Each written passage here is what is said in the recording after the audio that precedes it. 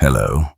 Whether you're settling into bed, winding down from the day, or simply letting your mind rest for a while, take a moment to slow down.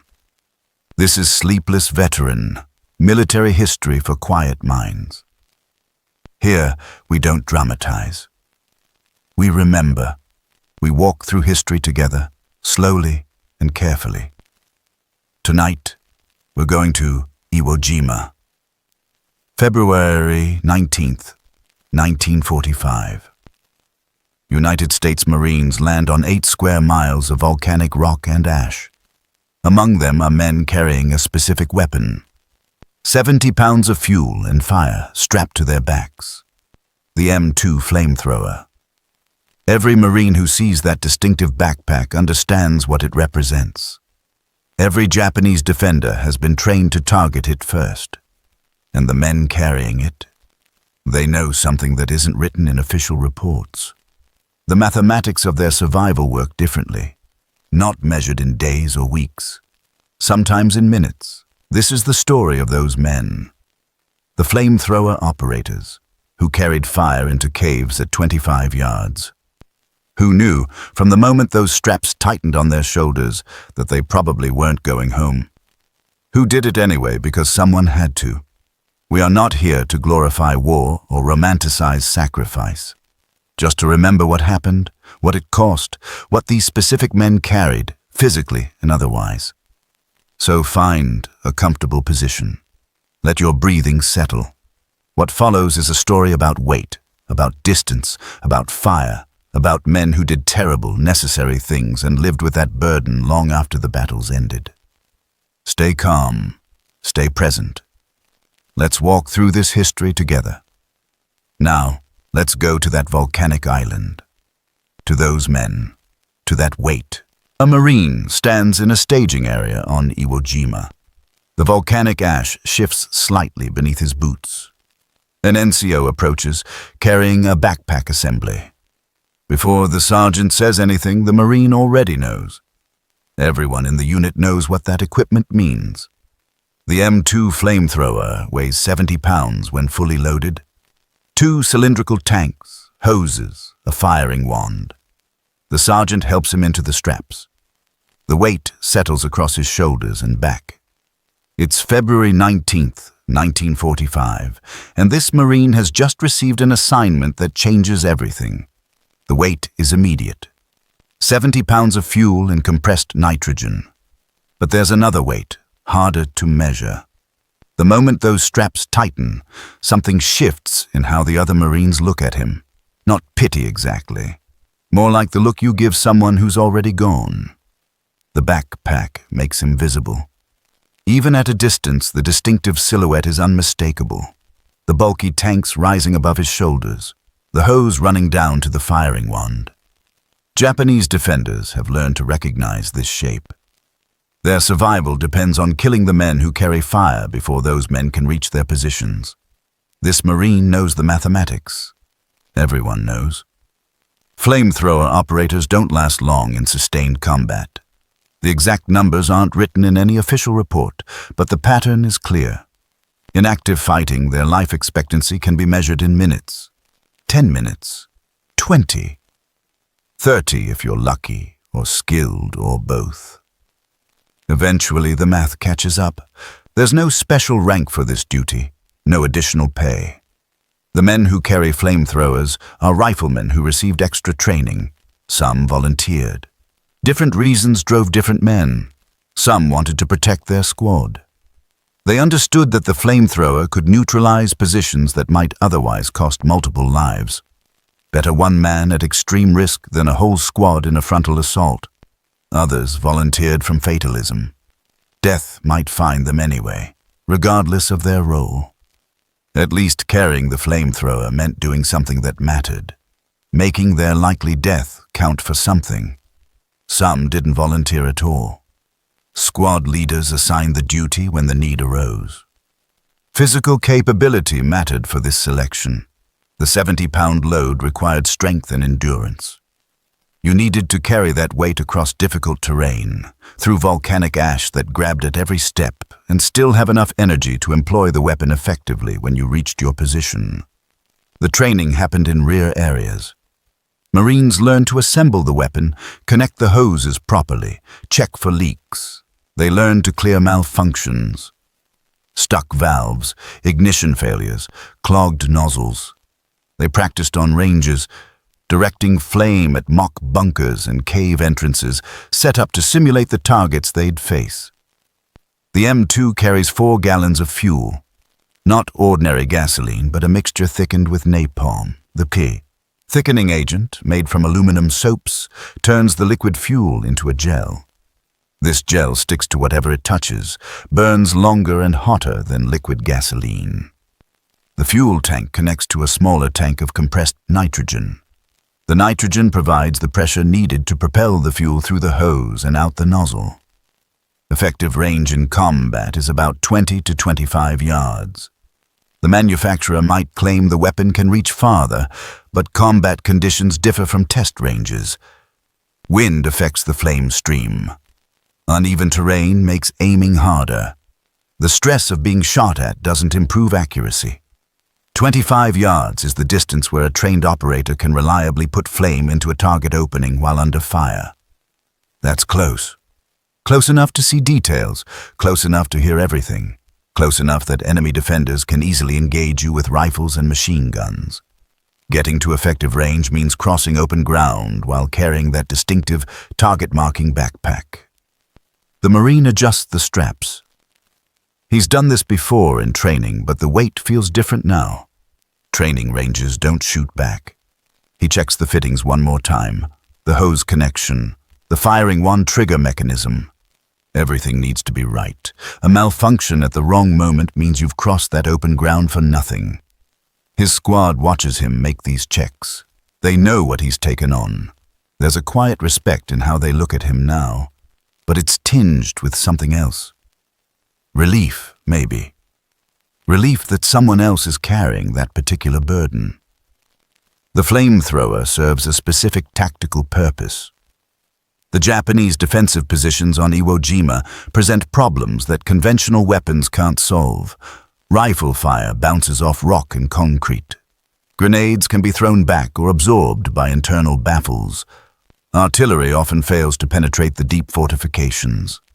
The Americans need something that can reach into caves and bunkers and kill the men inside. They need fire.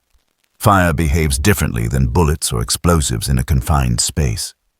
It spreads, it consumes oxygen, it produces toxic gases and extreme heat. A bunker that can protect against artillery becomes a death trap once fire enters it.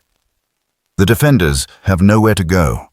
The flames stick to everything, the heat builds, the oxygen disappears. Death comes from burns, suffocation, toxic fumes, or heat exposure. Often all four. This effectiveness is why the weapon exists. It's also why the men who carry it become priority targets. Japanese defenders understand that killing the flamethrower operator protects their position. It's basic tactical logic. If the weapon is deadly, eliminate the weapon. Eliminate the man carrying it. So the Marine standing in the staging area, feeling the 70 pounds settle onto his shoulders, understands his situation clearly. The weapon he now carries can save the lives of his fellow Marines. It can neutralize positions that would otherwise require costly assaults. It gives his squad a critical capability they desperately need. It will also, almost certainly, get him killed. Not immediately. Not today, maybe. But the mathematics are clear. Enough exposures to enemy fire at close range, enough times being the most visible target on the battlefield, enough priority targeting by desperate defenders, and the odds catch up. They always do. Some operators talk about a strange calm that comes with this acceptance. Once you know you're not going home, certain fears fall away. You stop worrying about survival and focus on the mission, on doing the job, on protecting your squad for whatever time remains. Others never achieve that calm. The fear stays constant. Every approach to a new position brings the same terror, the same certainty that this time, this cave, this bunker will be where it ends. Yet they keep doing it. Keep strapping on the 70 pounds, keep crossing the open ground, because that's the job assigned to them. The Marine finishes his equipment check. Everything is secure. The fuel tank is full, the ignition system is functioning, the weapon is ready. He rejoins his squad and waits for the order to advance. Around him, Iwo Jima stretches in all directions. Black volcanic sand, sulfurous rock formations, the smell of sulfur constant in the air, Mount Suribachi rising in the distance. The terrain is treacherous. Each step sinks slightly. Moving with 70 extra pounds makes it worse. But the terrain is just geography. What makes this island deadly isn't the ground. It's what lies beneath it. Miles of tunnels, hundreds of fortified positions, thousands of Japanese defenders who have spent months preparing, who know they cannot win, but can make the Americans pay terribly for every yard. This underground fortress is why the flamethrower operator is here, why his weapon is necessary, why he's carrying this weight that marks him for death. The order comes to move out. The squad begins advancing across the volcanic terrain. The Marine with the flamethrower moves with them, the 70 pounds shifting with each step. Ahead, somewhere in the volcanic rock, Japanese defenders wait in their fortified positions. They have machine guns covering the approaches. They have orders to target flamethrower operators first. The Marine knows this. He keeps walking anyway, because the weapon on his back is needed, because his squad depends on it, because this is what he does now. The weight on his shoulders is constant, physical and otherwise. It doesn't get lighter. It doesn't go away. You just carry it, one step at a time, across the volcanic ash, toward the next position, the next cave, the next mission. Everyone who sees that backpack knows what it means. The other Marines know. The Japanese defenders know. Most of all, the man carrying it knows. He knows, and he keeps walking. Iwo Jima sits 760 miles south of Tokyo, a small volcanic island, the vast Pacific. 8 square miles of black sand, sulfurous rock, and treacherous terrain. The island earned its Japanese name, Sulfur Island, honestly. The smell of sulfur hangs in the air constantly. Volcanic vents release gases, hot spots in the ground steam when it rains. The island isn't beautiful. It's hostile, unwelcoming, the kind of place that feels like it resents human presence. Yet by early 1945, this small island has become strategically vital. American B-29 bombers fly regular missions from bases in the Mariana Islands to targets in Japan. The round trip pushes these aircraft to their operational limits. Damaged bombers often can't make the return flight. They ditch in the ocean or crash attempting emergency landings. Fighter aircraft can't escort the bombers. They lack the range to reach Japan and return. Iwo Jima solves both problems. Once captured, its airfields can serve as emergency landing sites for damaged bombers. Fighter aircraft based there can escort future bombing missions. The island also hosts Japanese radar stations that provide early warning of American raids. Taking Iwo Jima removes that warning capability from Japan's air defense network. The strategic logic is straightforward. The island helps the bombing campaign. The bombing campaign aims to break Japan's will and capacity to fight. Therefore, the island matters. On February 19, 1945, the invasion begins. The 3rd, 4th, and 5th Marine Divisions land on the southeastern beaches. Military planners estimated the operation would take 5 days. Clear the island. Secure the airfields. Establish control. 5 days of hard fighting, then move on to the next objective. It won't take 5 days. It will take 36. Those 36 days will see some of the most brutal combat of the Pacific War. Nearly 7,000 Americans will die. Another 19,000 will be wounded. Japanese casualties will be even more severe. Of the 21,000 defenders on the island, approximately 18,000 will be killed. Iwo Jima becomes one of only 2 battles in the Pacific where American casualties exceed Japanese casualties. The other islands saw high losses, but nothing like this. Nothing that compares to the grinding, cave-by-cave, tunnel-by-tunnel fight that Iwo Jima becomes. The geography contributes to this brutality. The volcanic terrain offers little natural cover for attacking forces. The landing beaches consist of terraces of volcanic sand that rise steeply inland. The sand isn't like beach sand. It's coarse, black, and loose. Each step sinks. Running is nearly impossible. The volcanic ash coats everything, works into equipment, makes every physical task harder. Mount Suribachi dominates the southern tip of the island, 546 feet of volcanic rock. Japanese observers positioned on Suribachi can see the entire landing area. They can direct artillery and mortar fire with precision. The mountain becomes an iconic image of the battle when Marines eventually raise the flag on its summit. But before that iconic moment comes days of brutal fighting just to reach the base. The rest of the island extends northward from Suribachi. The terrain gradually rises toward a plateau. Rock formations provide some cover, but the volcanic stone is deceptive. What looks like solid protection can shatter under fire, sending rock fragments in all directions. The ground itself is unstable. Digging foxholes in volcanic ash is nearly impossible. The walls collapse as fast as you dig, but the real danger isn't the terrain above ground. It's what lies beneath. General Tadamichi Kuribayashi commands the Japanese garrison. He's an experienced officer who spent time in the United States before the war. He understands American industrial capacity.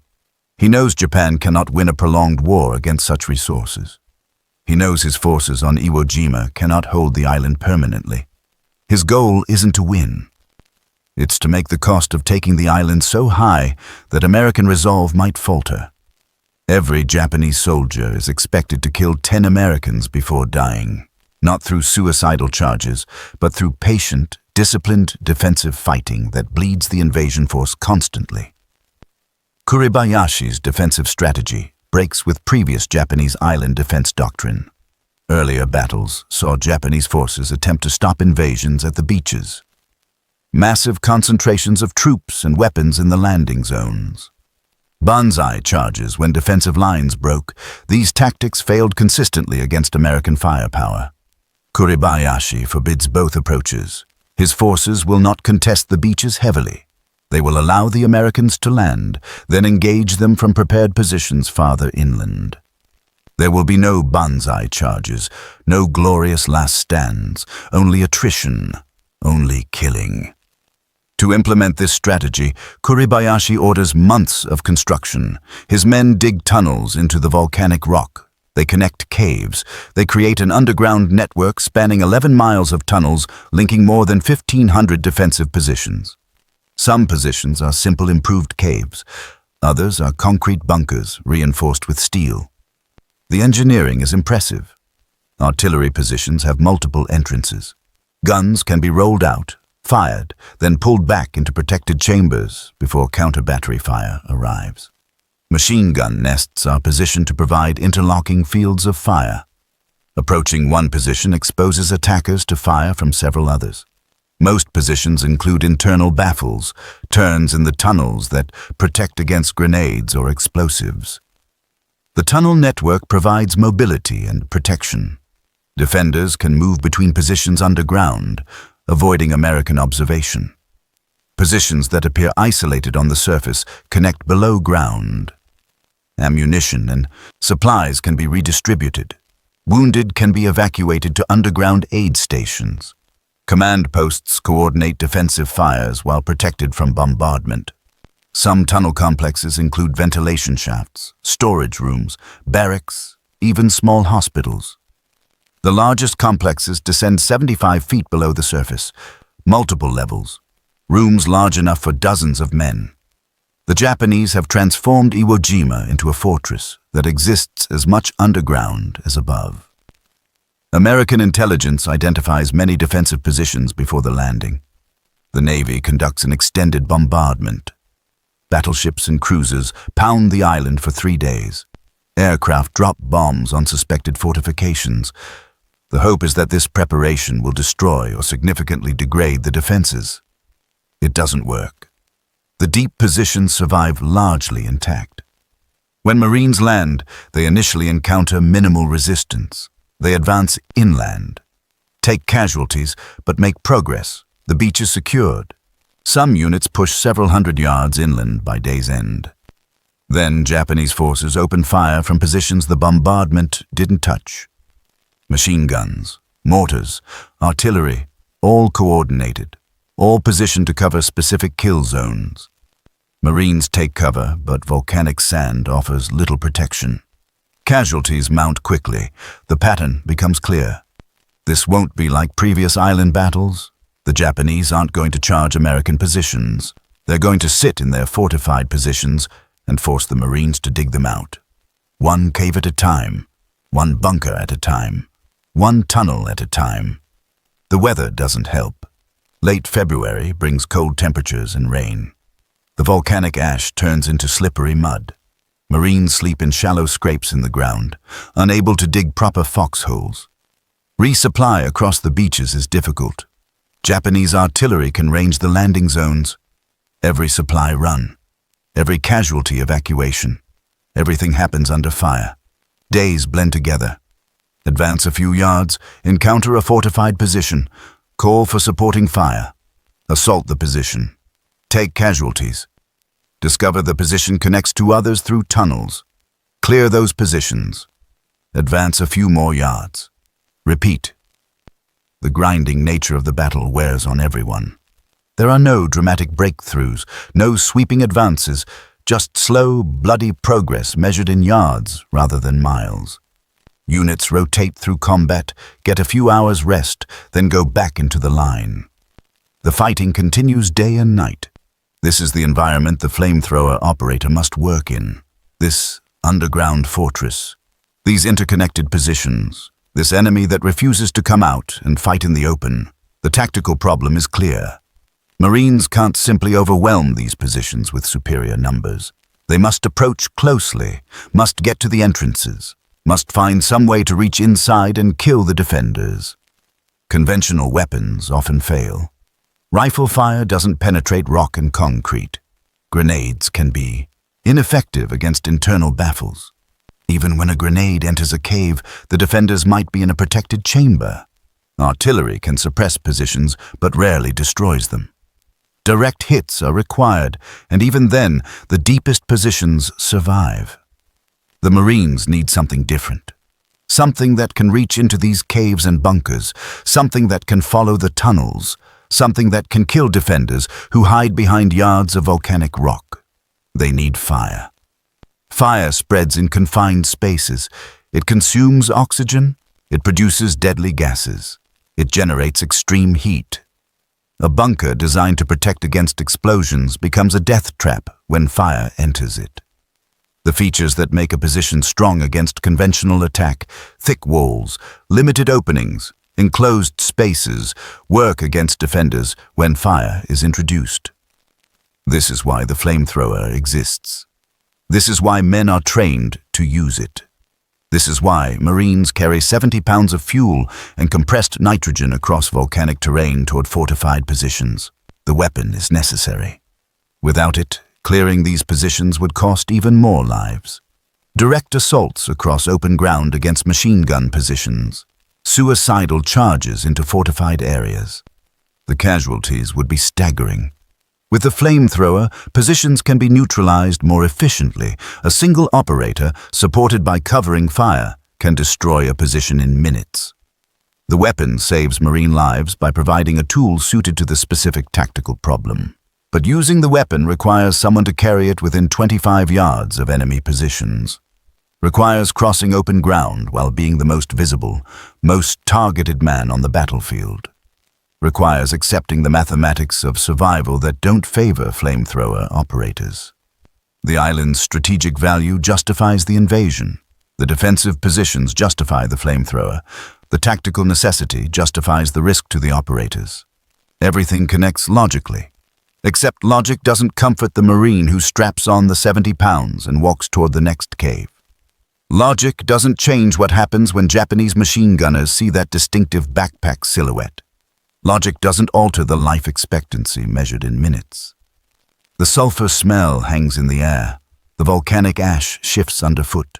The tunnels wait, filled with defenders who have nowhere to go and orders to fight until death. And the Marines advance, yard by yard, position by position, with flamethrower operators carrying their burden toward the next entrance, the next mission, the next mathematical probability that eventually resolves against you. The tunnels begin as natural features. Lava tubes formed when the volcano was active. Fissures in the rock. The Japanese improve these natural formations, widen passages, add supports, connect isolated spaces into networks. The work takes months. Crews labor constantly, excavating, building, preparing. The construction is dangerous. Cave-ins kill workers.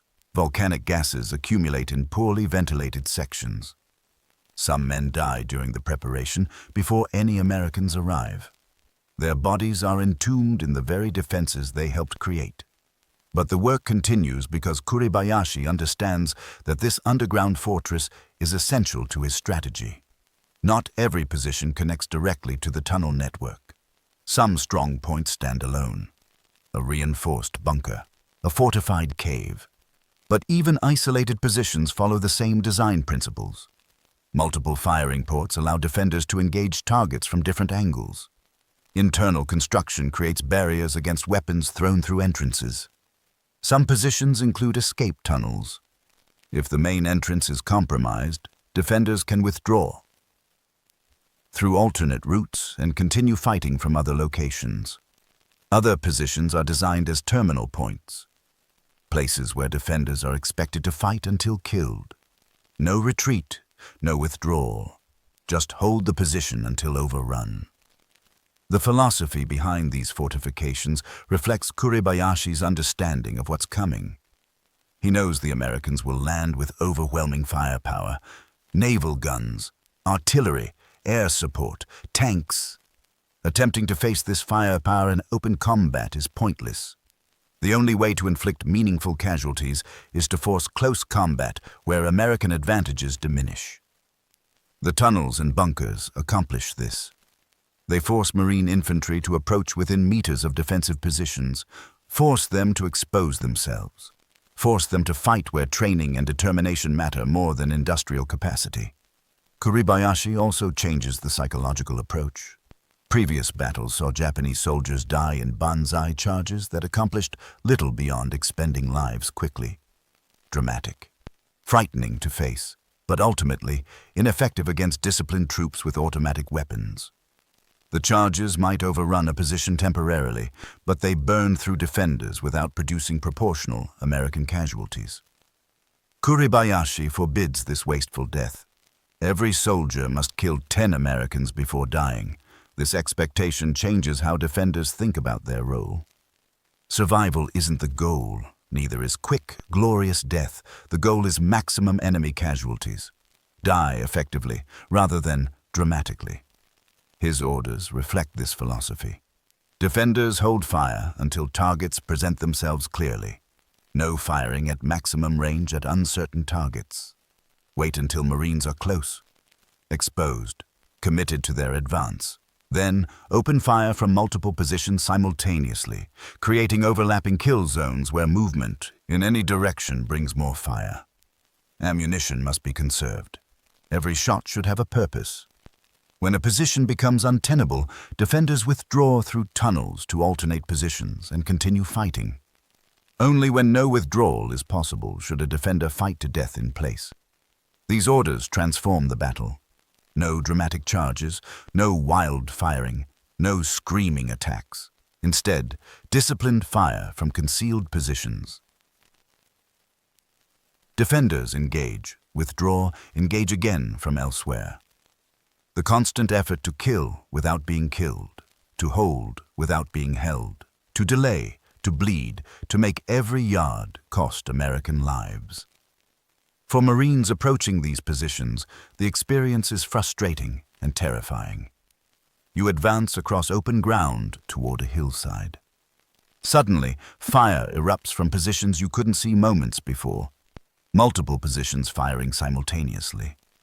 You take cover, return fire, try to identify enemy locations. Sometimes you spot a firing port, a muzzle flash. Often you don't. The volcanic rock absorbs bullet impacts without revealing hit locations. Positions blend with terrain. The defenders are shooting from prepared positions with clear fields of fire. You're exposed on volcanic slopes with minimal cover. Identifying a position doesn't solve the problem. Rifle fire has limited effect against enemies behind rock and concrete. You're shooting at a small opening in yards of volcanic stone. Most rounds impact harmlessly. Grenades can be thrown at cave entrances, but many positions have internal baffles that contain the blast. Some defenders throw grenades back out before they detonate. Mortars and artillery can suppress positions. Keep defenders from firing effectively while your forces maneuver. But suppression isn't destruction. Once the barrage lifts, defenders resume firing. Naval gunfire is powerful but imprecise for the close-quarters fighting that develops inland. A shell must enter directly through an opening to destroy what's inside. Near misses, even from large-caliber guns, often fail to penetrate. Direct assault across open ground toward fortified positions leads to heavy casualties. The defenders selected their positions specifically to create kill zones. Machine gun fire cuts down men as they advance. Rifles pick off individuals. Mortars drop shells on likely approach routes. 1 or 2 men in a good position can hold off a squad or more, killing several Marines before being neutralized. Tanks provide some help. Their cannons can destroy positions with direct hits. Their armor protects crews from small arms fire. But the volcanic terrain limits where tanks can operate. Many positions sit on slopes too steep for armor. Tank guns require line of sight, and many positions are positioned in dead ground. Japanese defenders employ anti-tank weapons. They allow tanks to advance, then engage from positions the tanks can't easily target. Demolition charges work when properly emplaced. Engineers or infantry volunteers carry explosives close enough to place them against or inside fortified positions. When detonated, the explosive force can collapse entrances, kill defenders, or destroy internal structures. But getting close enough to emplace charges requires crossing the killing zone while exposed and visible. Many men die attempting this. Even successful demolitions sometimes leave defenders alive in deeper chambers or allow withdrawal through tunnels. The tactical problem crystallizes. These positions must be neutralized to continue advancing. Conventional weapons often fail. Direct assault costs too many lives. Something else is needed. Something suited to the specific characteristics of these fortifications. Something that can enter a confined space and kill everyone inside regardless of cover or internal barriers. The Flamethrower addresses this problem through fire's unique properties. Fire behaves differently than bullets or explosives. You cannot dodge fire in a tunnel, cannot take cover from it behind the baffles that stop grenades. Fire spreads, follows passages, fills chambers, adheres to surfaces. When burning fuel enters a confined space, combustion consumes oxygen rapidly. Humans require oxygen. As levels drop, consciousness fades. Death follows. This happens quickly in enclosed areas, minutes or less. The defenders might not be directly touched by flames, but still die from oxygen depletion. Simultaneously, combustion produces toxic gases: carbon dioxide, carbon monoxide, other compounds. Carbon monoxide is particularly dangerous because it binds to hemoglobin more readily than oxygen. Even if some oxygen remains in the air, blood cannot carry it to tissues effectively. Breathing in a burning cave means inhaling a mixture that cannot sustain life. Heat adds another killing mechanism. The initial flame jet is intensely hot, over 2,000 degrees at the center. But even after the flame operator stops firing, the space remains superheated. Air temperatures can reach several hundred degrees. Breathing superheated air damages lungs and airways. The heat itself causes burns, dehydration, shock. Human bodies cannot survive sustained exposure to such temperatures. Napalm-thickened fuel enhances these effects. The thickening agent makes the fuel sticky.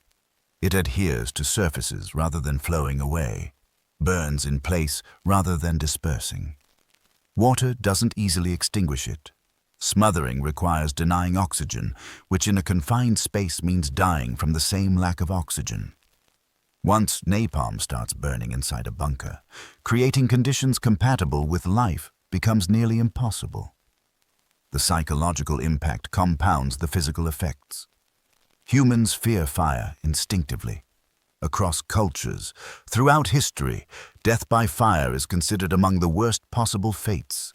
Soldiers might steel themselves to face bullets or explosives, rationalizing that death might be quick. But fire promises suffering.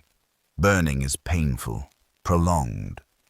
The screaming from positions being burned carries to nearby defenders. Word spreads. Fear spreads with it. Some defenders abandon positions rather than face fire. Some even surrender, choosing certain captivity over probable burning.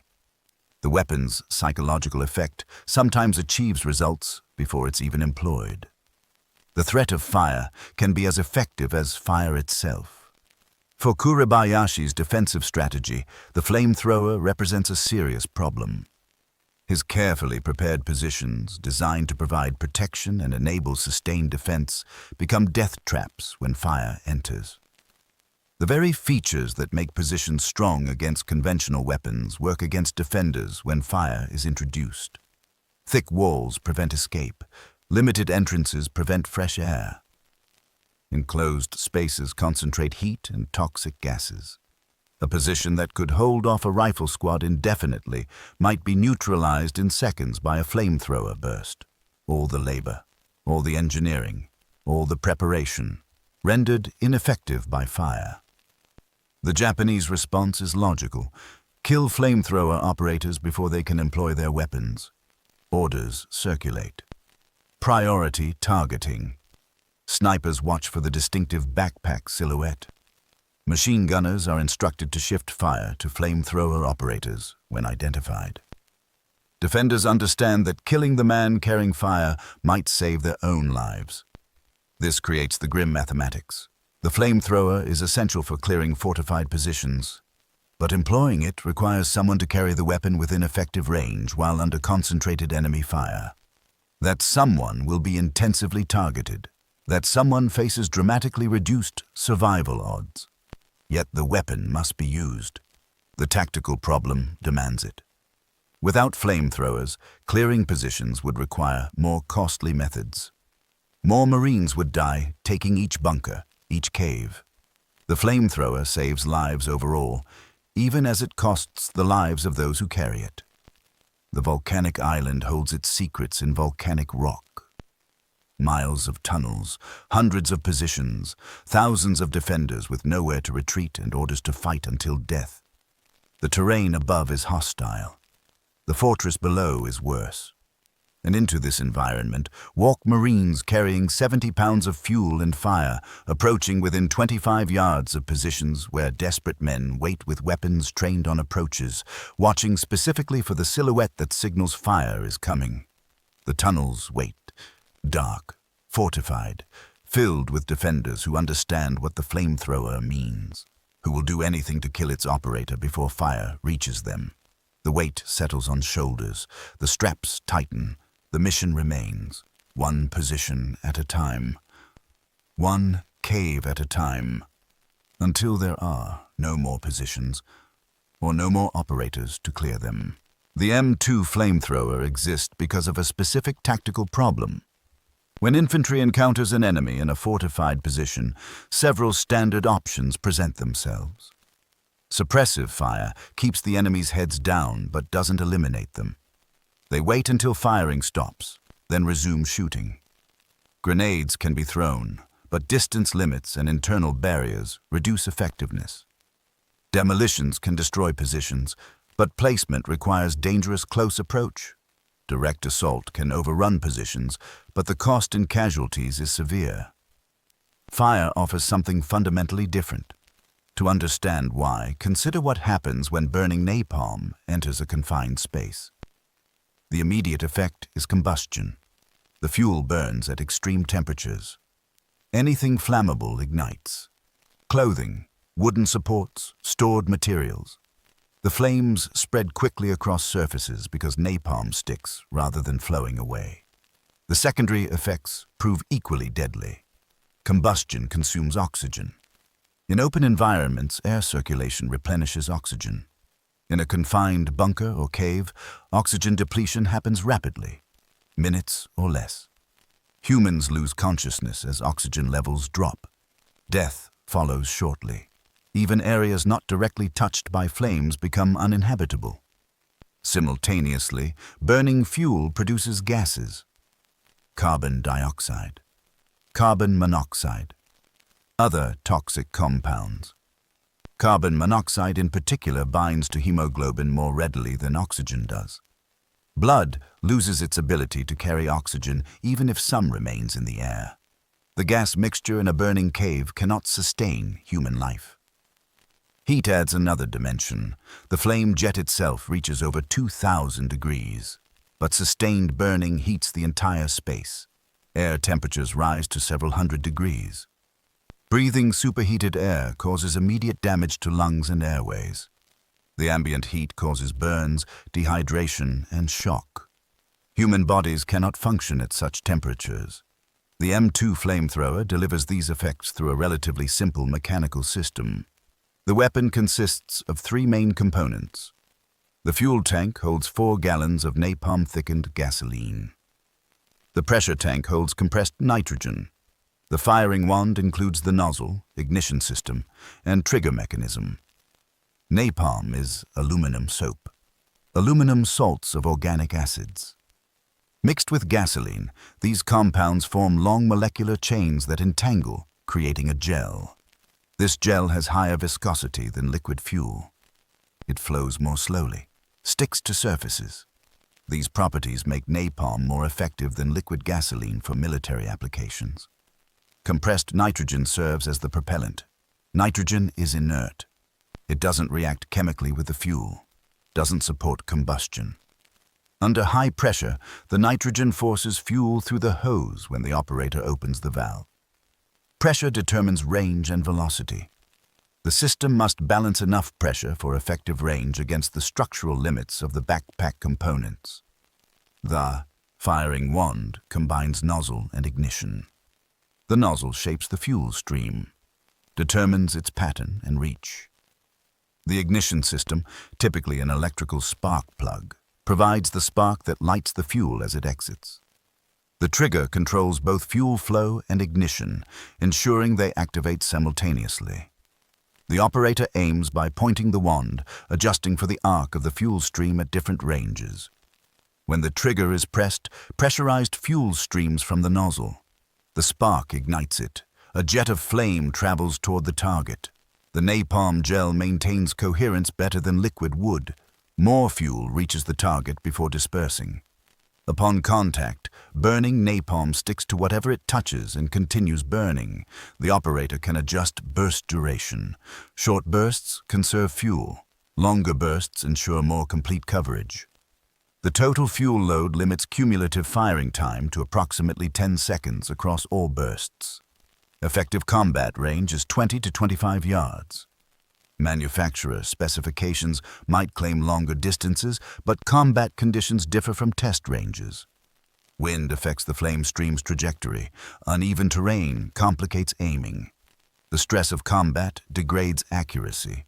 At 25 yards, a trained operator can reliably direct flame into a target opening while under fire. This range creates tactical challenges. 25 yards is close. Very close. A machine gunner in a fortified position can easily engage targets at that distance. The flamethrower operator must cross open ground from wherever his squad has taken cover to an effective firing position within that range. This movement happens under observation, often under fire. Once in position, the operator remains exposed while aiming and firing. The weapon itself provides no protection. The operator must rely on suppressive fire from supporting Marines to keep defenders from effectively returning fire during critical moments. It's a coordinated action. The squad suppresses. The operator moves, reaches position, fires. The timing must be precise. The decision to employ the flamethrower follows a tactical sequence. A squad or platoon encounters a fortified position. They take cover, return fire, attempt to identify the exact location of enemy positions. Sometimes this is obvious, a cave entrance, a bunker opening. Sometimes it's harder, just muzzle flashes from somewhere in the rock. Supporting fire suppresses the position, rifles, automatic weapons, perhaps a machine gun. The volume of fire forces defenders to take cover or at least degrades their ability to shoot accurately. Under this covering fire, the flamethrower operator advances toward effective range. The advance is the most dangerous phase. The operator is moving, which makes targeting harder, but he's also visible and clearly identifiable by his backpack. The weight limits his speed and agility. If he falls or stumbles, recovery is difficult, exposes him longer. If he takes fire and is hit, results vary. Sometimes just a wound, sometimes fatal, sometimes the fuel tanks rupture, though this is less common than might be expected. Modern fuel formulations and tank design make catastrophic failure unlikely from small arms hits. Reaching effective range, the operator positions himself, ideally behind some cover or concealment, though this is often impossible given the terrain. He identifies the target opening, the entrance to a cave, a bunker firing port, a gap in fortifications. He aims the wand, accounting for the arc of the flame stream, checks that no friendly forces are at risk, then presses the trigger. The weapon produces a distinctive sound, a rushing, roaring whoosh as pressurized fuel ignites and streams toward the target. The flame appears as a bright orange-yellow jet, trailing black smoke. The stream enters the opening and spreads inside. The operator holds the burst for several seconds, ensuring adequate fuel delivery, then releases the trigger. The stream stops. Smoke pours from the opening. Sometimes screaming can be heard from inside. Sometimes there's silence. The operator watches, waits. If defenders attempt to escape, they emerge from the cave or bunker, often on fire. Supporting riflemen engage them. If no one emerges and the position doesn't resume firing, it may be neutralized. If fire resumes, the operator may need to deliver another burst. Large positions with multiple chambers sometimes require multiple applications. After engaging the position, the operator checks remaining fuel. Each burst consumes a portion of the 4-gallon capacity. After 6 to 10 bursts, depending on duration, the fuel is depleted. The operator must withdraw to a rear area for refueling and rearming before returning to the advance. This creates a rhythm. Advance, engage positions, withdraw for resupply, return. The cycle repeats as long as the unit remains in combat. The weapon's effectiveness justifies its use despite the cost. Positions that might require multiple squads and hours to reduce through conventional means can be neutralized in minutes by a flamethrower. The weapon saves Marine lives by shortening engagements and reducing the need for costly frontal assaults. Command recognizes this, ensures flamethrowers are available to units engaged in cave-clearing operations. The weapon is considered essential for the mission on Iwo Jima, but the cost is measured in the lives of the men who carry it. The mathematics are clear to everyone. The weapon saves lives overall but costs the life of the operator. The decision to employ it is a tactical calculation where benefits outweigh costs from the unit's perspective. From the operator's perspective, it's simply duty. Someone must carry the weapon. Someone must get close enough to use it. That someone is him. He doesn't think of it as sacrifice, most likely. Doesn't consider himself a hero. He thinks of it as the job assigned to him, the job that needs doing. He does it because it must be done. Because his squad needs this capability.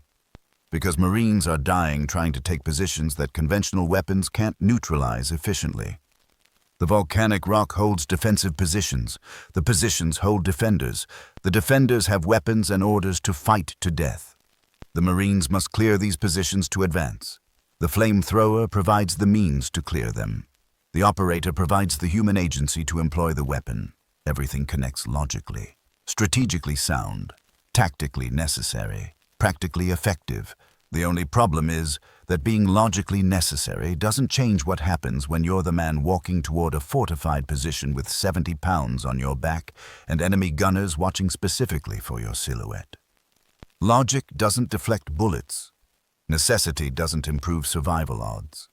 The weapon works exactly as designed, does exactly what it's supposed to do, saves exactly the lives it's meant to save. It just costs the life of the man carrying it. Eventually, the mathematics catch up. They always do. But until they do, the operator keeps carrying the weight, keeps crossing the open ground, keeps getting within 25 yards, keeps pressing the trigger, keeps directing fire into positions where men are dying by flame because this is the weapon that works. This is the tool that solves the tactical problem.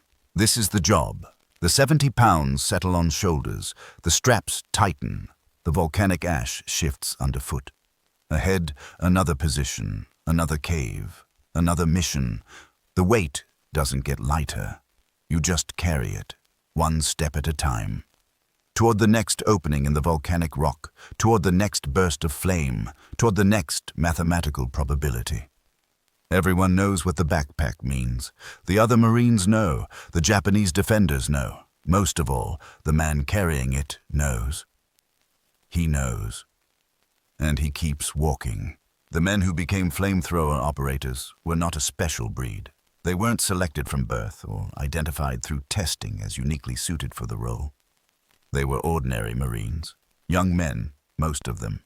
Some had seen combat in previous campaigns. Others were experiencing their first battle on Iwo Jima. The assignment came after they'd already joined their units as riflemen, when the need arose or when the previous operator was killed or wounded. Selection happened in different ways across different units. Sometimes a Marine volunteered. The motivations varied. Some men felt a sense of duty. They understood the weapon could protect their squad. Better one man at extreme risk than multiple men in a frontal assault. They volunteered because someone had to, and they were willing. Others volunteered from fatalism, a particular mindset. Death might find them regardless of role, might as well do something useful with whatever time remained. Make it count for something. These men weren't suicidal. They weren't seeking death. They'd simply accepted its likelihood and decided that carrying the flamethrower gave their probable death meaning. Some volunteered because of bonds, because they'd seen friends die trying to assault positions, because they wanted to prevent more such deaths. The flamethrower could clear positions that were costing lives. Carrying it was a way to protect the men they'd trained with, fought with, the men who felt like brothers. Other times, volunteers didn't step forward. A squad leader or platoon sergeant simply assigned the duty. They needed someone to carry the weapon. Someone had to do it. Physical capability factored into this selection. The 70-pound backpack required strength and endurance. A smaller Marine might struggle to carry the load across difficult terrain while remaining combat effective. Size wasn't everything, but it mattered. No additional rank came with the assignment. A private carrying a flamethrower remained a private. No special pay, no badge or insignia, no formal recognition. The role conferred status within the unit, but it was the status of someone doing necessary but deadly work. Other Marines respected flamethrower operators. The respect was quiet, often unspoken, mixed with relief that someone else had taken on that particular burden. Training happened in rear areas before major operations or during brief respites between battles. Marines learned to assemble the M2, connect the hoses properly, check for leaks in fittings, perform basic maintenance. They learned to clear common malfunctions, stuck valves, ignition failures, clogged nozzles. The weapon was relatively simple mechanically, but like all equipment, it could fail at critical moments. Knowing how to clear a jam quickly could mean the difference between mission success and death. They practiced firing on ranges, mock bunkers, simulated cave entrances, targets set up to represent what they'd face in combat.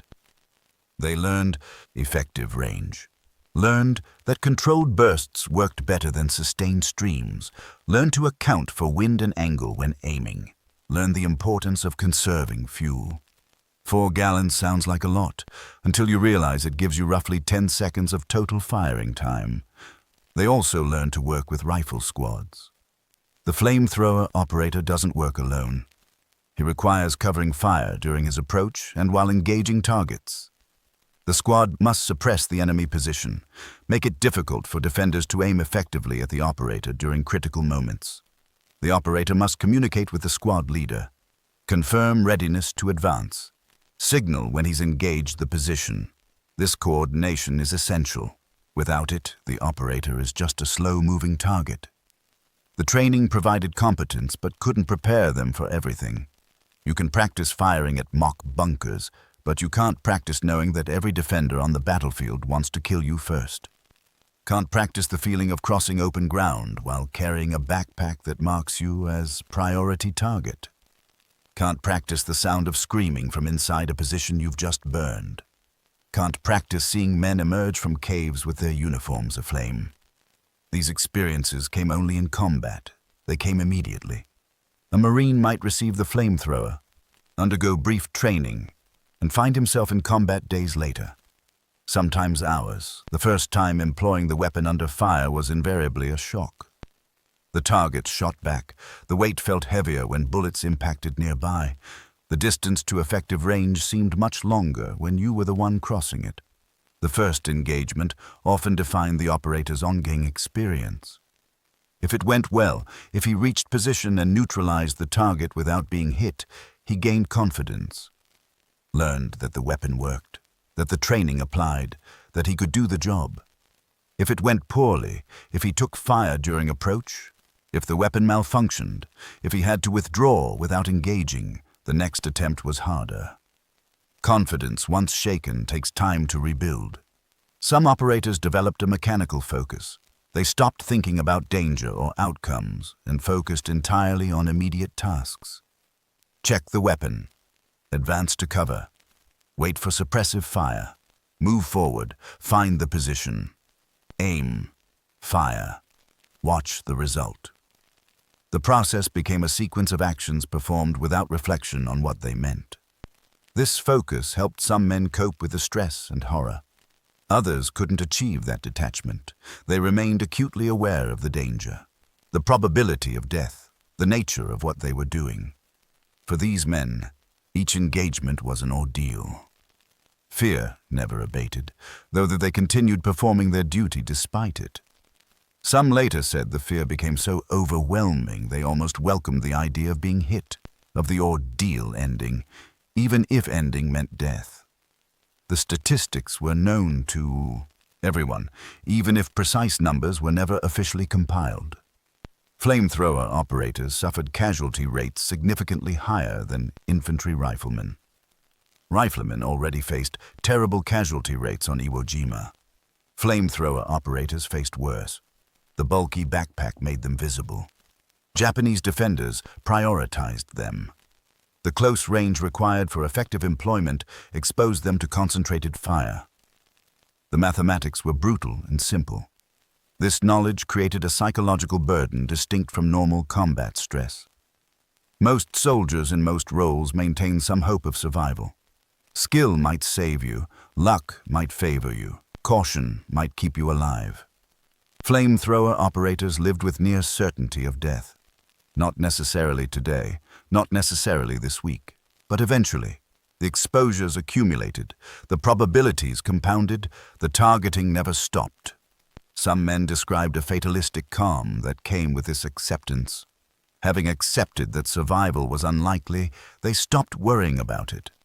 Focused instead on the mission, on protecting their squad. on doing the job for whatever time remained. The certainty of death, paradoxically, freed them from fear of death.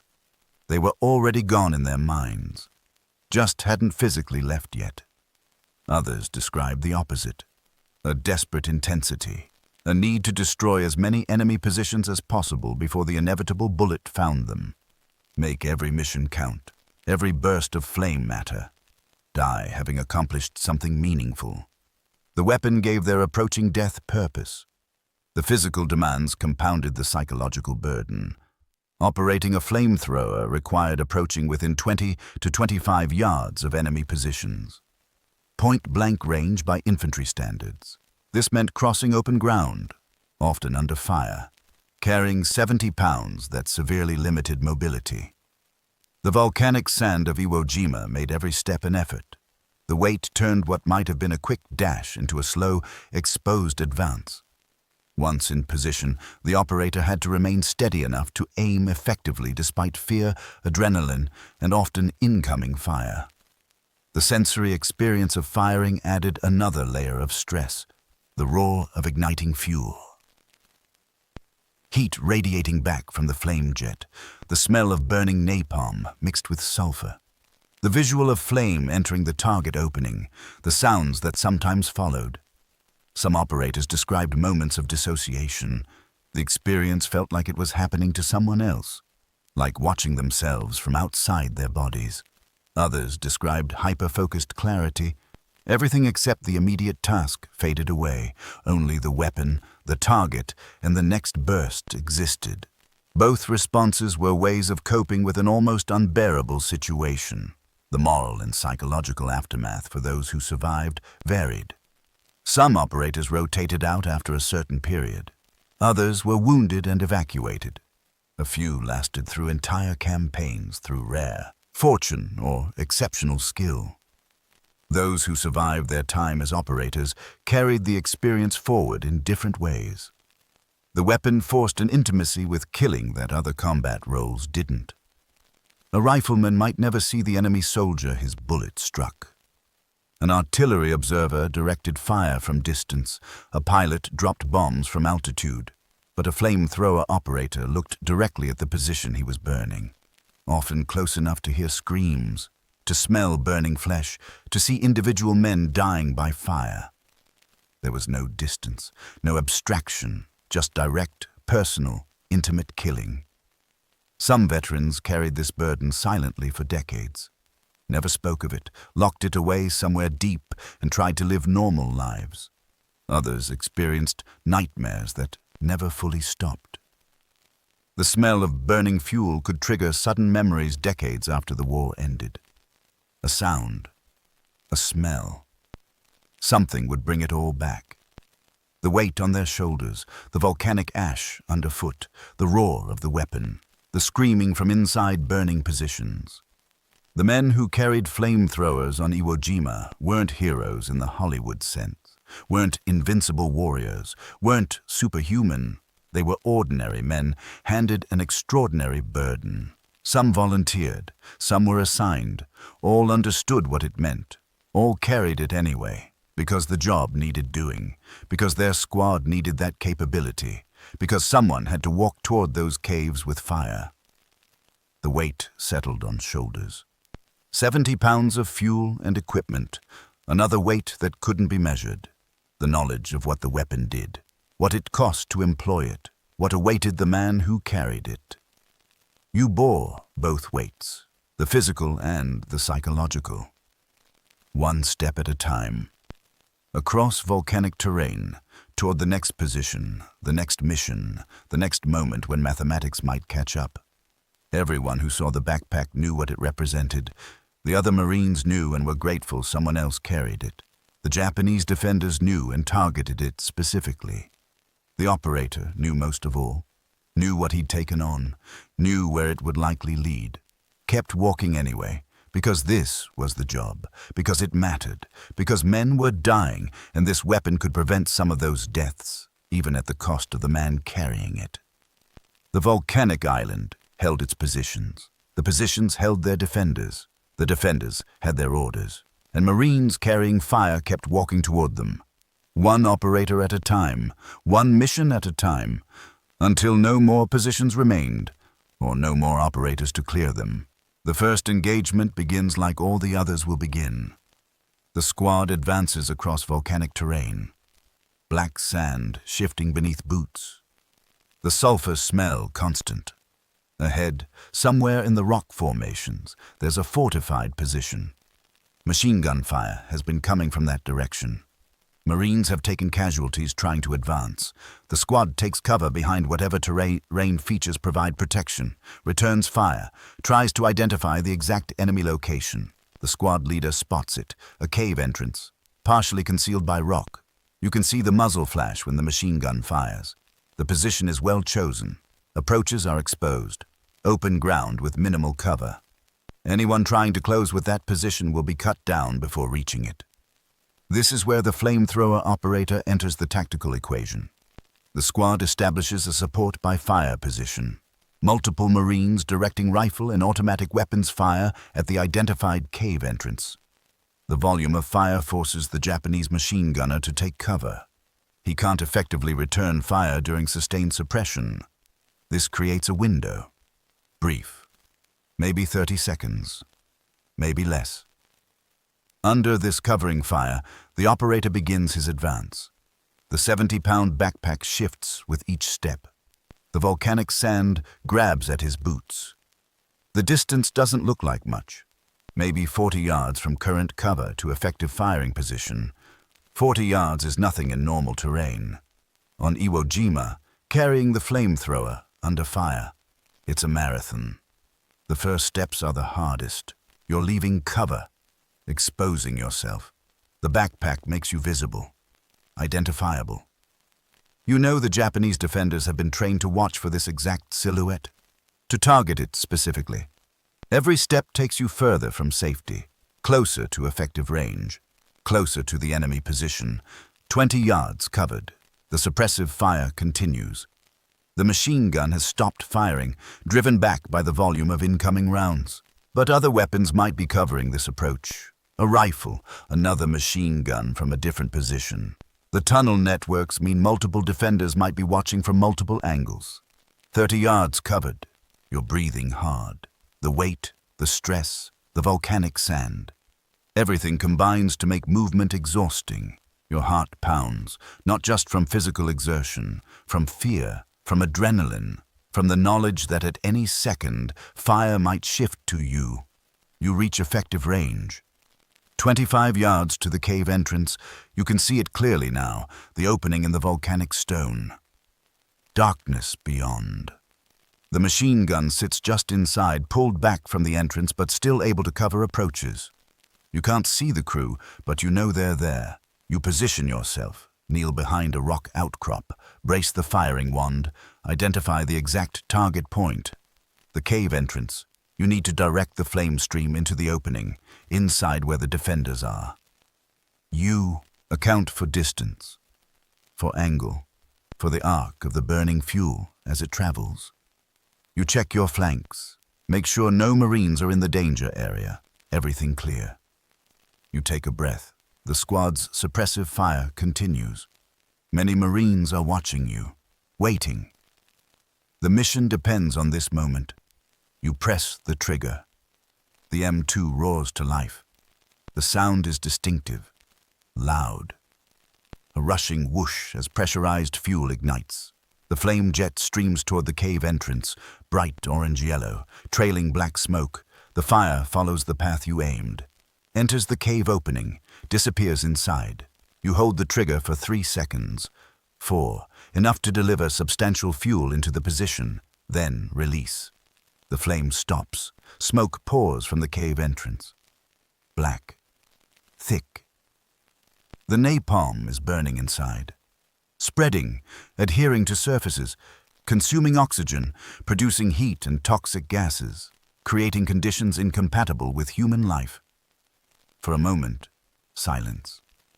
Then screaming starts. Not loud. Muffled by the rock, but unmistakable. Human voices in agony. The sound carries across the volcanic terrain. The screaming continues for seconds that feel longer, then stops. Movement at the cave entrance. A figure emerges. Japanese soldier. His uniform is burning. He staggers out into daylight, disoriented, in shock. Marine riflemen fire. Multiple rounds impact. The figure falls. The burning continues after he's down. No further movement from the cave. No more firing. The position is neutralized. The mission is accomplished. You've done what you came to do. You signal the squad leader. Position clear. He acknowledges, directs the squad to begin advancing past the neutralized cave. The squad moves forward. You join them, taking position in the formation, the 70 pounds still on your back. Your role hasn't changed. Ahead, somewhere in the volcanic terrain, there are more positions, more caves, more bunkers. The mission continues. This pattern repeats. Advance. Make contact. Suppress. Operator moves forward, engages position. Neutralize target. Advance again. Each engagement follows the same basic sequence, though details vary. Some positions are harder to approach. Some require multiple bursts. Some have alternate exits where defenders attempt to escape. The physical toll accumulates. The weight of the backpack, the stress of multiple approaches under fire, the effort of moving across volcanic terrain, the heat from firing the weapon. Each burst produces significant thermal radiation. The operator absorbs this heat. Dehydration becomes a concern. Heat exhaustion. The physical demands are severe. The mental toll accumulates differently. Each position you burn, each burst of flame, each time you hear the results, it builds, layers upon layers. You try not to think about what's happening inside those caves. You focus on the tactical, the mission, the necessity. But the human part of you registers every detail. Between engagements, you check the weapon constantly. The hose connections, the fuel gauge, the ignition system. Everything must be functional. A malfunction at the wrong moment means you've crossed open ground for nothing. Equipment maintenance isn't just important, it's survival. You watch your surroundings constantly. Japanese defenders have learned to watch for flamethrower operators. They understand the threat. They target accordingly. Snipers prioritize you. Machine gunners shift fire to you when identified. You're not just another target. You're the target, the one that must be eliminated to protect their positions. The squad reaches another position. More machine gun fire from a different cave. The pattern begins again. Take cover. Return fire. Suppress the position. The squad leader looks at you, nods. Your turn again. The 70 pounds shift as you prepare to move. The suppressive fire begins. You start your advance. The volcanic sand, the weight, the distance, the exposed approach. All familiar now. You've done this before. The repetition doesn't make it easier, doesn't reduce the risk, just makes it routine. Horrible routine, but routine nonetheless. You cross the open ground, reach effective range. Position yourself, aim at the cave entrance, press the trigger, the flame streams out. Enters the position, the pattern repeats, the screaming follows, or sometimes silence. The mission continues, position after position, cave after cave, hour after hour. The sun tracks across the sky. The volcanic terrain doesn't change, the task doesn't change. Only the specific locations vary. The fundamental pattern remains constant. Approach, fire, neutralize, advance, repeat. Eventually, the fuel depletes. You need to withdraw to a rear area, find the supply point, refuel and rearm, then return to the advance. The cycle continues. The weight lifts temporarily when you remove the backpack for refueling. Your shoulders ache from hours of carrying 70 pounds, but the relief is brief. Soon the refilled tanks settle back onto your shoulders. The weight returns, never really goes away. You return to your squad. They've advanced while you were refueling. You move forward to rejoin them. The volcanic terrain continues. The caves continue. The Japanese defenders continue. Your mission continues. This is what it means to be a flamethrower operator on Iwo Jima. Not one dramatic engagement, not a single heroic moment, just this. hour after hour, day after day, carrying 70 pounds, crossing open ground, getting within 25 yards, directing fire into positions where men are dying, then moving to the next position, and the next, and the next, until there are no more positions, or until the mathematics catch up, until the bullet finds you, until one of those approaches ends differently. 25 yards, the distance that defines your role. Close enough for the weapon to work, close enough for the enemy to hit you, close enough to see, to hear, to experience directly what the weapon does. The weight on your shoulders, physical and otherwise. You carry it forward, one step at a time. Across the volcanic terrain, toward the next cave entrance, the next burst of flame, the next mission. Because this is the job, because it matters, because Marines are depending on this capability, because positions must be cleared and this is how they're cleared. The distance never changes, 25 yards, close enough, always close enough. The smell hits you before anything else. Not just the general sulfur odor of Iwo Jima, though that's constant. When you fire the flamethrower, another smell layers on top. Burning napalm, distinct, sharp, chemical. It gets in your nose, your throat, your lungs. Even when you're not actively firing, the smell clings to your clothing, your equipment, your skin. The sound is equally distinctive. The M2 doesn't whisper.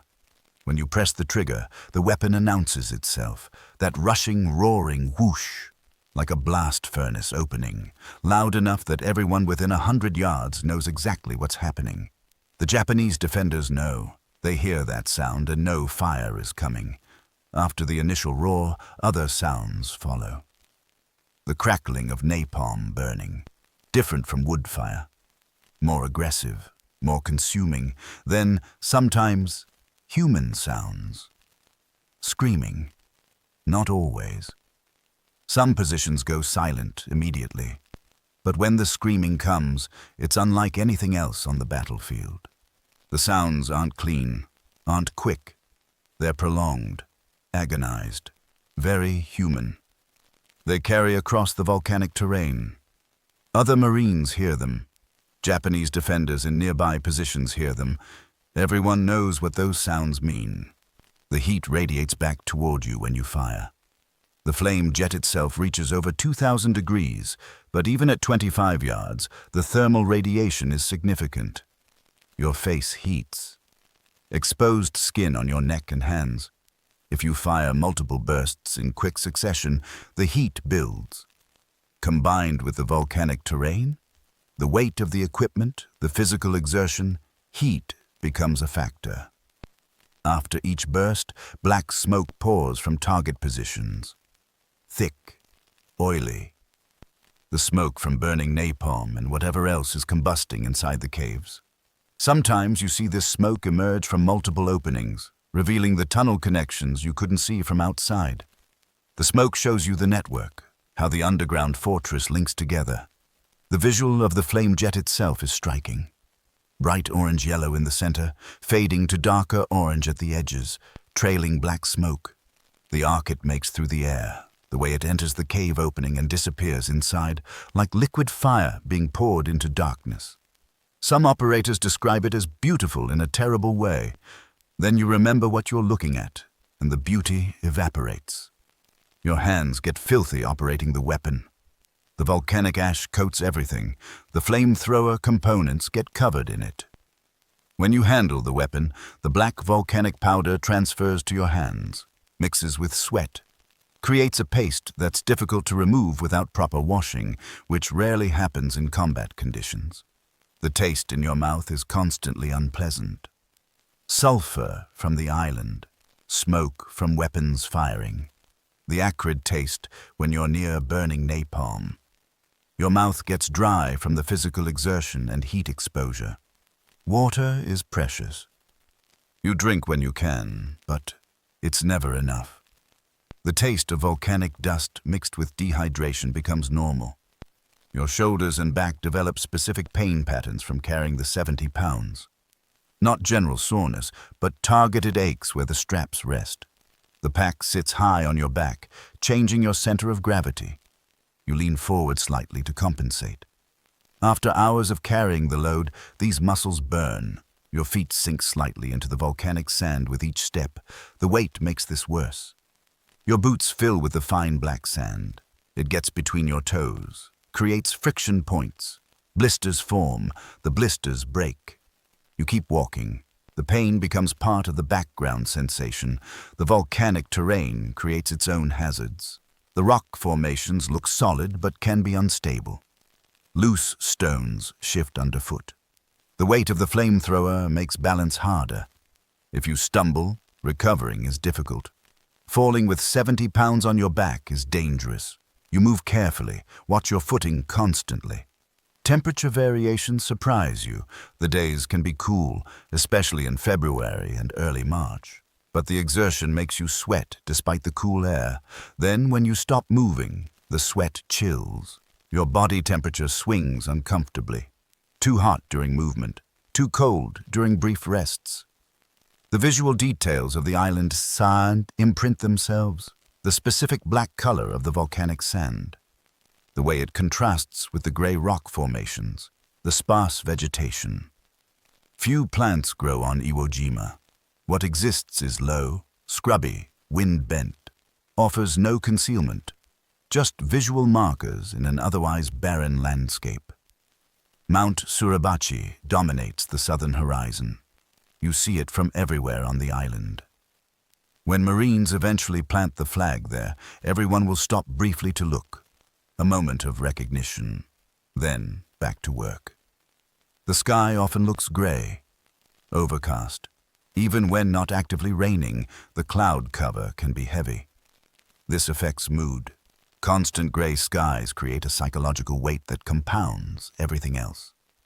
When the sun breaks through occasionally, it feels almost shocking.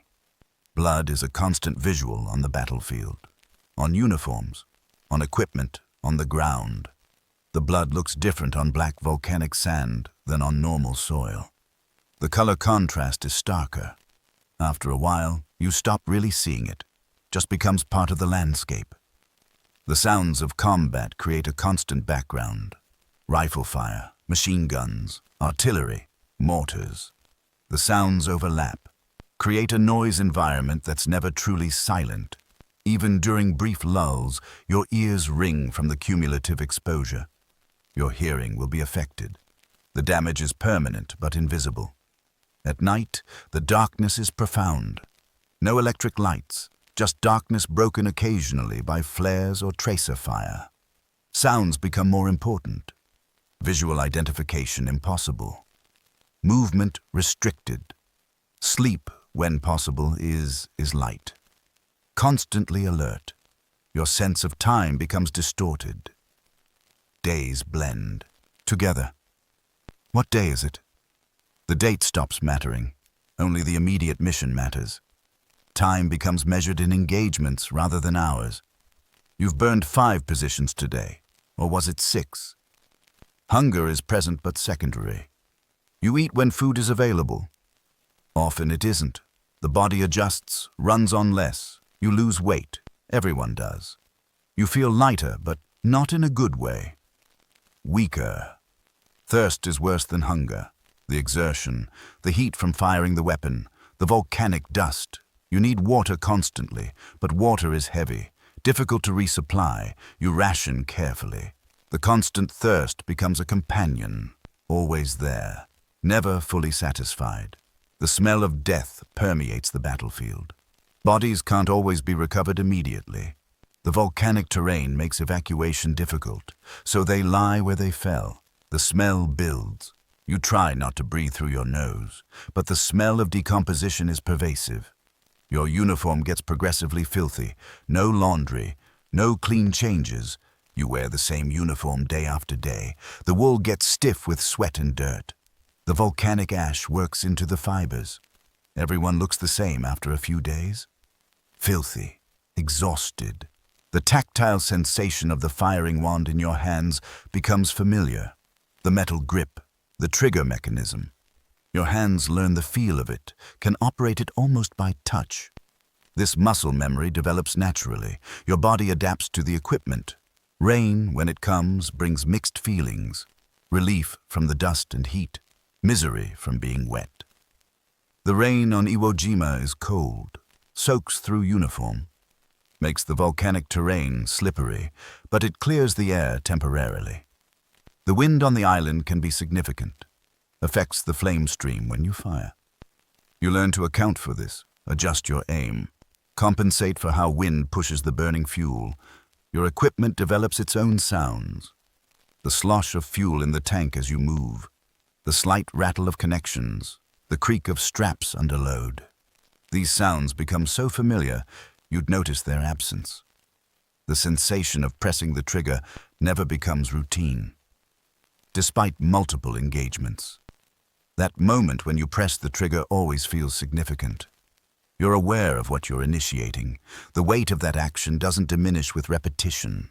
After firing, your hands sometimes shake. From adrenaline, from stress, the shaking passes after a few moments. Your hands don't respond with their usual precision immediately afterward. The position of the sun tells time when watches are lost or broken. You learn to gauge hours by shadows, by the angle of light. These natural timekeeping methods become second nature. Your breathing patterns change during approaches, becomes more controlled. Deeper breaths before moving, holding breath during critical moments. The breathing isn't conscious, your body regulates it automatically. The texture of the volcanic rock under your hands when you take cover. Sharp, rough. The rock cuts easily. You learn to handle it carefully. Find the smoother surfaces. Small lessons learned through painful experience. The weight of the weapon creates a specific exhaustion. Not just general tiredness, but targeted fatigue. Your shoulders and back, your legs from moving with extra load. The exhaustion has a quality different from normal combat fatigue. The darkness inside cave entrances always looks absolute, even in daylight. The openings are just black voids. You can't see inside. You fire into that darkness. The darkness becomes your enemy as much as the men hiding in it. The sound of your own heartbeat becomes noticeable during approaches. Pounding in your ears. Rapid. Too fast. You can't slow it. Can't control it. The heartbeat sounds loud in your own head. The smell of your own body after days without proper washing. Sweat, dirt, smoke, blood. Everyone smells. The close quarters, the inability to maintain hygiene. It's normal, part of the shared misery. The visual memory of specific positions burns itself into your mind. That one cave entrance, that particular bunker, the angle you approached from. These images remain vivid long after other details fade. The sensation of relief when a mission ends successfully. When you've fired and withdrawn and the position is neutralized and you're still alive. The relief is physical, tension draining, the knowledge that you've survived another exposure. The relief lasts briefly until the next position. The accumulated sensory experience becomes a total environment. The weight, the sounds, the smells, the temperatures, all combine into a specific, unique experience that can't be fully communicated to those who weren't there. You carry this sensory memory. Along with everything else, it becomes part of you. Changes how you process future sensory input. A smell, a sound. Anything might trigger recall, transport you briefly to that volcanic island, that black sand, that weight on your shoulders. The senses record everything, store it, keep it, even when you wish they wouldn't. The sensory memory remains. Complete, detailed, inescapable. Morning on Iwo Jima doesn't arrive with fanfare. The sky gradually gray becomes less gray. You wake, if you slept at all, from whatever position you managed to find. The volcanic sand, underneath, the weight of equipment nearby. The first moments bring a brief period before full awareness returns, before you remember where you are. Then memory floods back. The island, the mission, the flamethrower. the weight settling onto your consciousness before it settles onto your shoulders. You check your equipment first, the ritual that begins each day. Inspect the fuel tanks. Check the hose connections. Test the trigger mechanism. Everything must be functional. You inspect methodically. Find problems now or pay for them later. If food is available, you eat. Often it isn't, or it's minimal. K rations. C rations. Nothing fresh, nothing hot. You eat mechanically. Fuel for the body. You eat because you need to, not because you want to.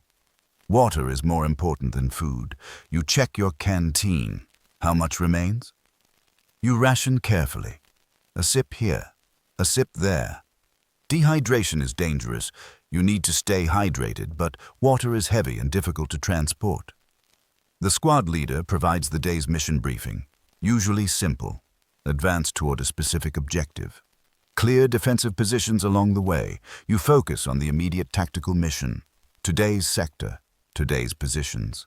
You help each other with equipment. The flamethrower backpack is difficult to put on alone. Another Marine helps lift it, helps you get the straps positioned correctly. Small acts of assistance that make the burden slightly more bearable. The squad moves out. The formation varies based on terrain and tactical situation. Position depends on when the flamethrower might be needed. The squad leader positions you where you can respond quickly to contact with fortified positions. The advance across volcanic terrain follows established patterns. Move carefully. Watch for enemy positions. Stay spread out. Use what limited cover exists. Nothing provides much protection, but anything is better than nothing. Contact comes suddenly or gradually. Sometimes you walk into an ambush. Machine gun fire erupts. Marines take casualties. The squad reacts. Other times you spot positions before they engage. You identify the threat before it fully manifests. Once contact is made, the tactical sequence begins. Suppress the position. Maneuver if possible. Call for supporting arms if available. And when those options are insufficient, employ the flamethrower. This pattern repeats multiple times each day. Contact, suppress, assault, clear, advance, repeat. The timing between engagements varies. Sometimes you clear one position and immediately encounter another. Other times you advance for hours without contact. These quiet periods bring their own stress, the anticipation, the waiting. Knowing contact is coming, but not knowing when. Between engagements, you perform constant equipment maintenance. Check fuel levels. Inspect connections. Clear debris. The weapon must be ready for instant employment. The price of unreadiness is mission failure or death. You watch your surroundings with specific attention, not just general awareness, but focused attention on potential sniper positions. Your profile makes you a priority target. You move accordingly. Use cover more extensively. Small adjustments that slightly improve survival odds. Midday brings no formal break. Combat doesn't pause. You eat if possible. Drink if water remains. But primarily, you continue the mission. The sun tracks overhead. The volcanic terrain looks the same regardless of time. Casualties occur throughout the day. Sometimes people you know. You see them fall, see corpsmen working. Sometimes bodies must be left temporarily. The casualties accumulate. Numbers you try not to count. Your own close calls happen regularly. Bullets impacting near you during approaches. Explosions nearby. Each incident is a reminder. You don't dwell on these moments. Can't afford to. Must keep functioning.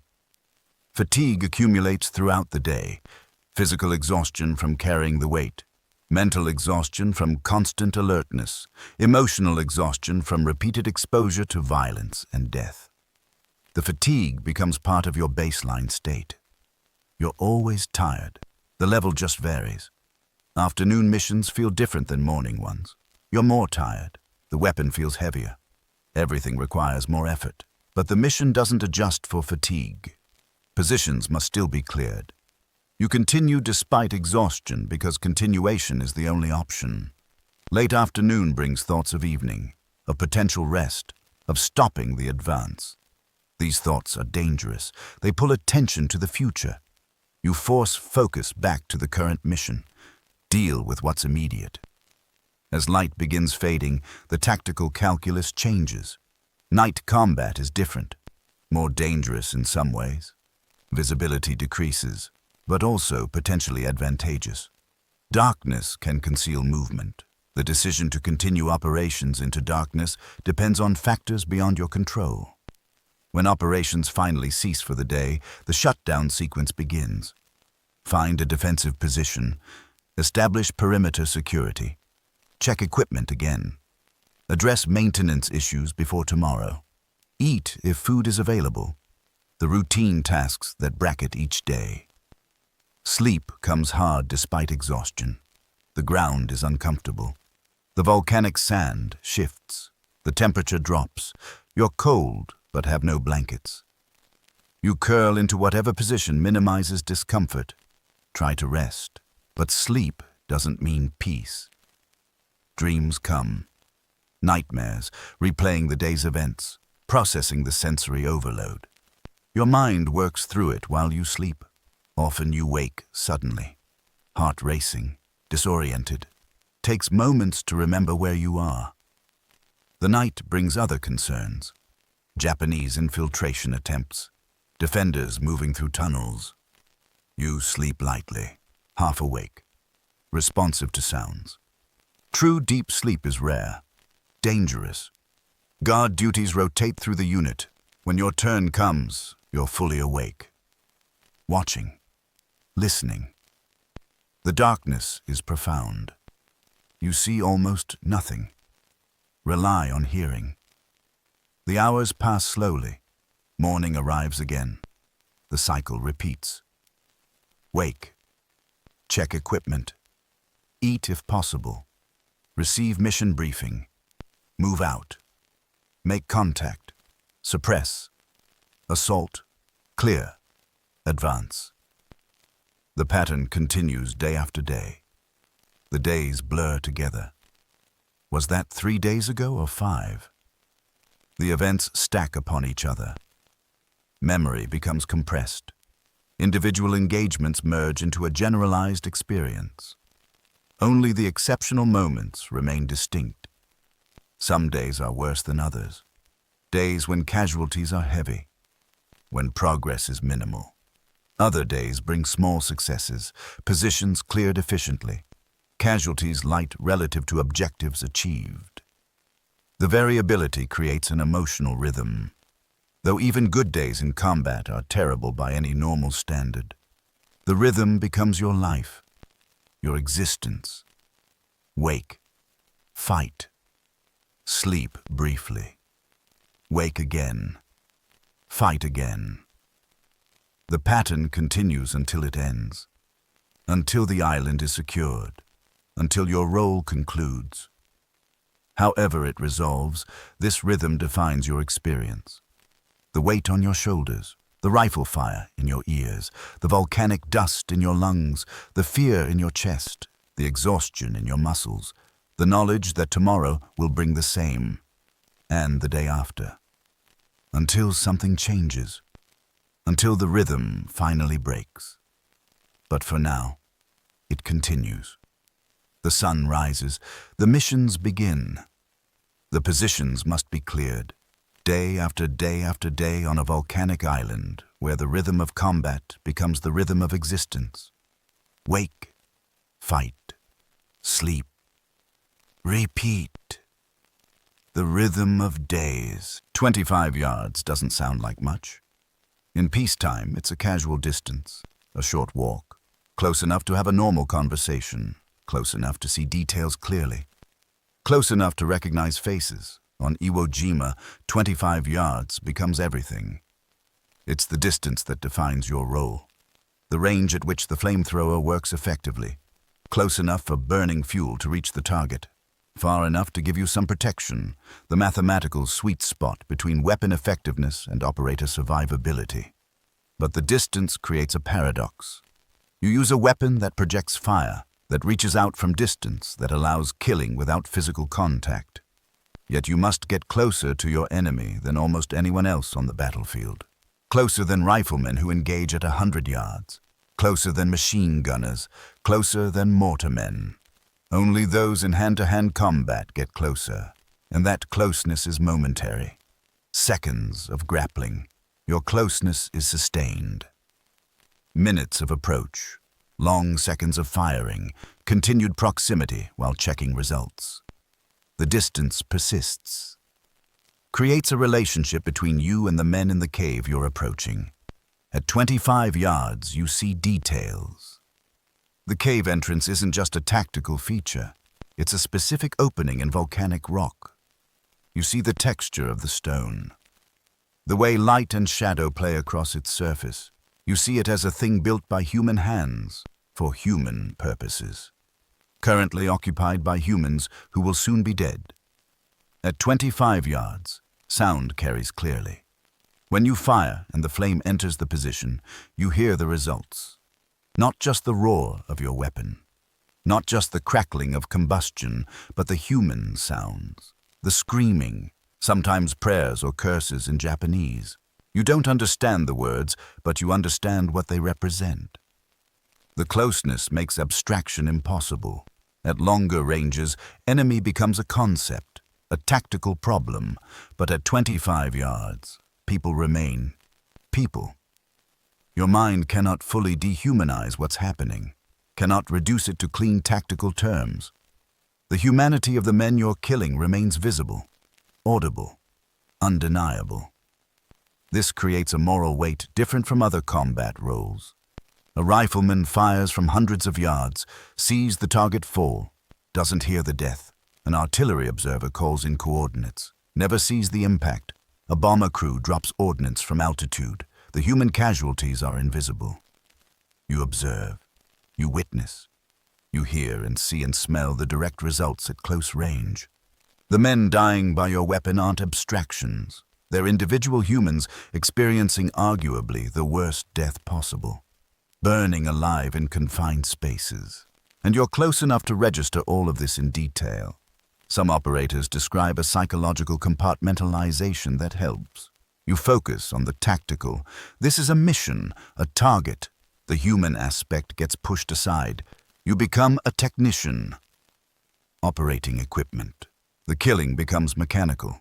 But the compartmentalization is never perfect, breaks down in quiet moments. At night, when trying to sleep, the human aspect returns, forces itself back into awareness. You remember the screaming. Your mind replays these sounds, won't let you forget them. Others don't attempt compartmentalization, accept the full moral weight of what they're doing, acknowledge that they're killing in particularly horrible fashion. They simply accept that war demands terrible things, that someone must do those things. They carry the full psychological burden without defensive mechanisms. Both approaches have costs. Compartmentalization might preserve sanity in the moment, but often fails later. The suppressed burden emerges eventually, in nightmares and flashbacks. Full acknowledgement preserves psychological integration, but makes continued functioning harder. The distance also affects how others perceive you. 25 yards is close enough that your squad sees what you do. They watch you approach, watch you fire, see the results. They know what your weapon does. This knowledge creates respect, but also separation. Something they respect, but also find troubling. Japanese defenders understand the distance intimately. They know the flamethrower's range, know that if the operator reaches 25 yards, their position is lost, their lives are ended. This knowledge drives their tactical behavior. Eliminate the operator before he reaches that critical distance. This creates a strange dynamic. The defenders are trying desperately to kill you, focusing their weapons, their attention, their will to survive, all directed at preventing you from reaching 25 yards. That level of focused hostile intent is palpable. The defenders sometimes surrender rather than face fire. 25 yards is close enough that they can see you clearly, can see the weapon, can understand what's coming. Sometimes that understanding breaks their will. They emerge with hands raised, choosing captivity over burning. When surrender happens, the distance creates complications. You're approaching prepared to kill everyone inside. The defenders emerge surrendering.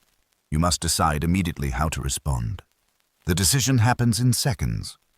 Most operators accept surrender when it's clearly genuine. Disarm the defenders.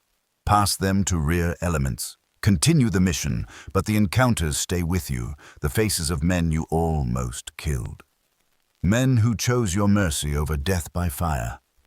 The intimacy of 25 yards manifests in memory differently than more distant combat. When you think back, you remember specifics. Individual caves, particular approaches. The details remain vivid because you were close enough to register them fully. These details persist with clarity. The distance becomes a burden its own right. Not the physical distance you must cross, the psychological distance. Being close enough to kill intimately while using a weapon that creates separation through fire. Being close enough to see humanity while being required to destroy it. 25 yards, the distance that defines the role. Close enough to be effective. Close enough to be targeted. Close enough that abstraction fails. That dehumanization becomes impossible. That the full weight of what you're doing settles onto your consciousness and refuses to lift. The weight on your shoulders. Physical from the 70 pounds. Psychological from the moral burden of intimate killing, both carried across volcanic terrain. Both present at 25 yards. Both remaining long after the physical distance collapses, and you're standing at the cave entrance knowing what's inside and knowing you put it there, and knowing you'll do it again because this is the job. Close enough, always close enough. 25 yards, the intimacy of distance. Not all flamethrower operators died on Iwo Jima. Some survived. The mathematics didn't catch up with everyone. Some made it through rotation, others were wounded severely enough for evacuation, but not severely enough to die. A few, through exceptional skill or luck or both, lasted through the entire campaign. They walked off the island alive. But survival didn't mean escape. The weight that settled on their shoulders when they first strapped on the flamethrower never fully lifted. The physical weight, yes. That ended when they turned in the equipment, when someone else took responsibility for the weapon, when their time as operators concluded. That 70 pounds came off their backs. The other weight remained, stayed with them, followed them off the volcanic island, across the Pacific, back to the United States, home to families and friends and communities that hadn't been on Iwo Jima, hadn't carried fire, hadn't heard the screaming from 25 yards. The transition from operator to former operator happened suddenly. One day you're carrying the weapon, the next, you're not. Orders come down. You're being rotated, or you're wounded and evacuated, or the battle ends and operations cease. The role concludes abruptly. No ceremony, no formal transition, just the end of one assignment and the beginning of whatever comes next. Some men felt relief. The immediate physical danger ended. The constant targeting ceased. The approaches across open ground under fire stopped. The mathematical countdown paused. They were no longer the most hunted men on the battlefield. This brought tangible, immediate relief. The nervous system could begin recovering from constant high alert. Others felt guilt. They'd survived when so many hadn't.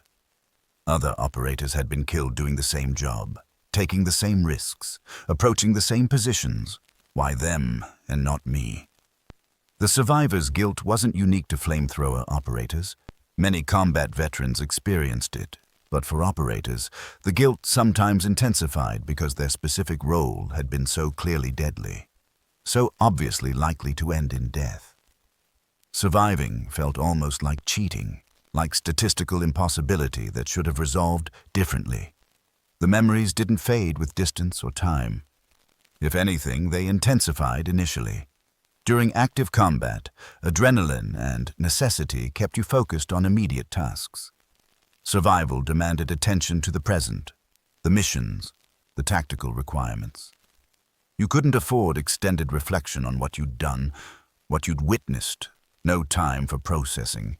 After combat ended, time became available. Too much time. Time to remember, to think, to replay events. The memories that had been compressed during combat expanded, demanded attention. Your mind worked through them whether you wanted it to or not. Dreams became vehicles for this processing. Nightmares, really. Vivid re-experiencing of specific missions, specific approaches, specific moments when, flames entered caves and screaming followed. The smell triggered memories powerfully. Anything similar to burning napalm, gasoline, chemical fires, industrial smells, certain cooking odors. The triggers were unpredictable. One moment you're in normal life, the next you're transported. Briefly back on Iwo Jima, feeling the weight, smelling the sulfur, hearing the roar of the weapon and the screaming that followed. The flashbacks lasted seconds or minutes, left you disoriented, sweating, heart racing, trying to remember where you actually were, when you actually were. Sounds affected some operators similarly, particularly certain types of screaming, children crying, people in pain. The sounds didn't need to match exactly, just close enough to trigger association. Your nervous system responded before your conscious mind could intervene. Fight or flight responses. Adrenaline. The physical reactions trained into you during combat activating inappropriately in peacetime situations. Many operators never spoke about their experiences, not to family, not to friends, not to other veterans. The memories stayed locked inside. This wasn't unusual for combat veterans generally, but flamethrower operators often felt their specific experiences were particularly unspeakable. How do you explain what it meant to kill men with fire?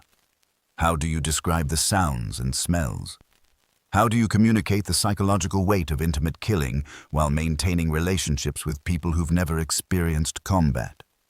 Some tried to talk about it, found the words inadequate. The experiences didn't translate to language that non-combatants could understand. They'd describe an engagement. The listener would nod, would say they understood, but the operator could see they didn't, couldn't. The gap between the words and the reality was too vast, so they stopped trying, let the experiences remain private, carried them alone. Others found fellow veterans easier to talk to, men who'd seen combat, who understood, if not the specific details of flamethrower operations, at least the general reality of close combat. These conversations helped some operators, provided validation, reduced isolation. Even if the listeners hadn't carried flamethrowers, they'd carried other burdens. The shared understanding of combat's weight created connection.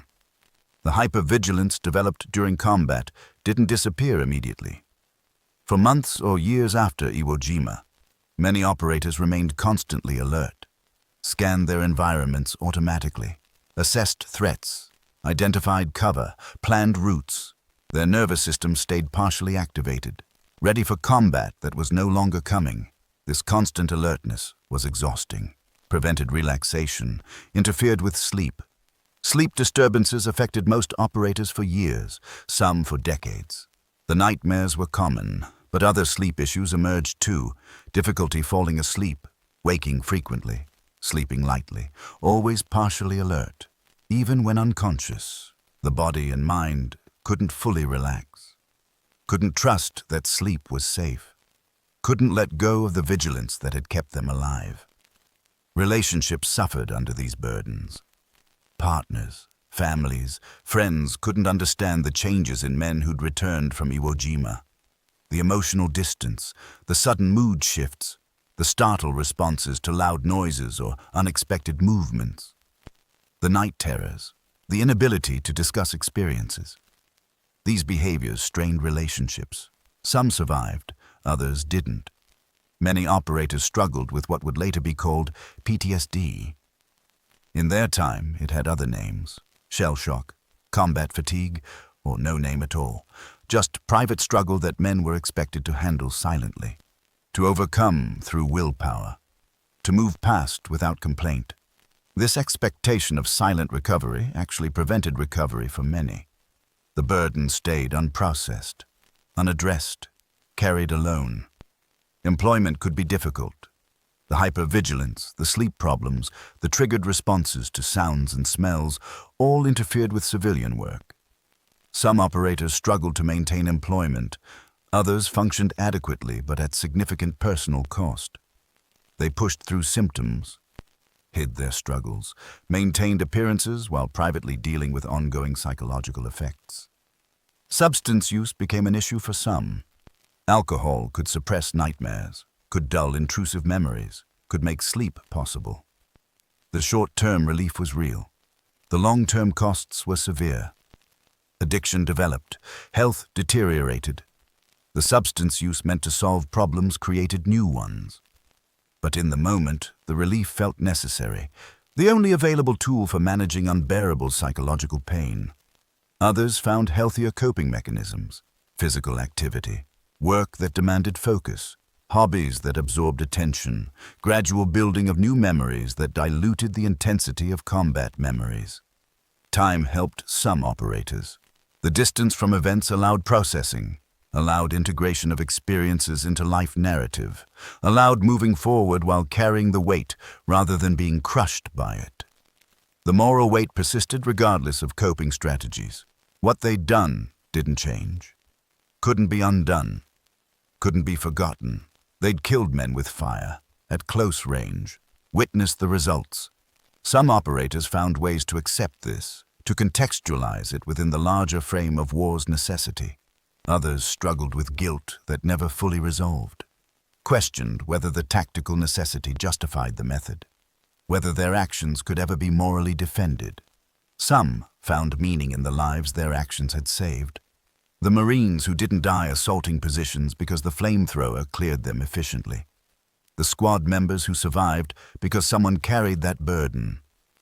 This didn't erase what they'd done, didn't remove the psychological cost, but it provided context, rationale, a way to frame their experiences as meaningful rather than purely destructive. Physical scars were easier to display than psychological ones, burns from proximity to their own weapons, shrapnel wounds, gunshot injuries. These visible markers told a story people could understand.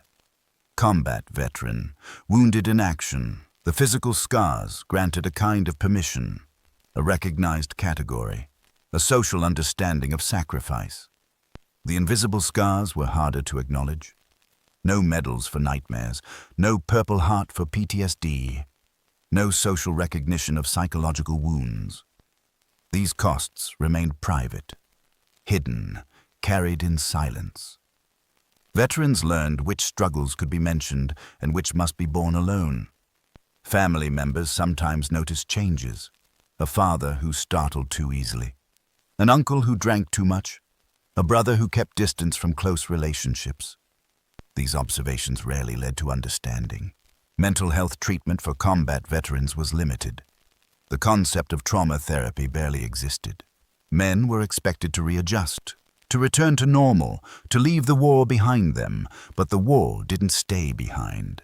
It came with them, lived in their nervous systems, in their dreams, in their triggered responses to everyday stimuli.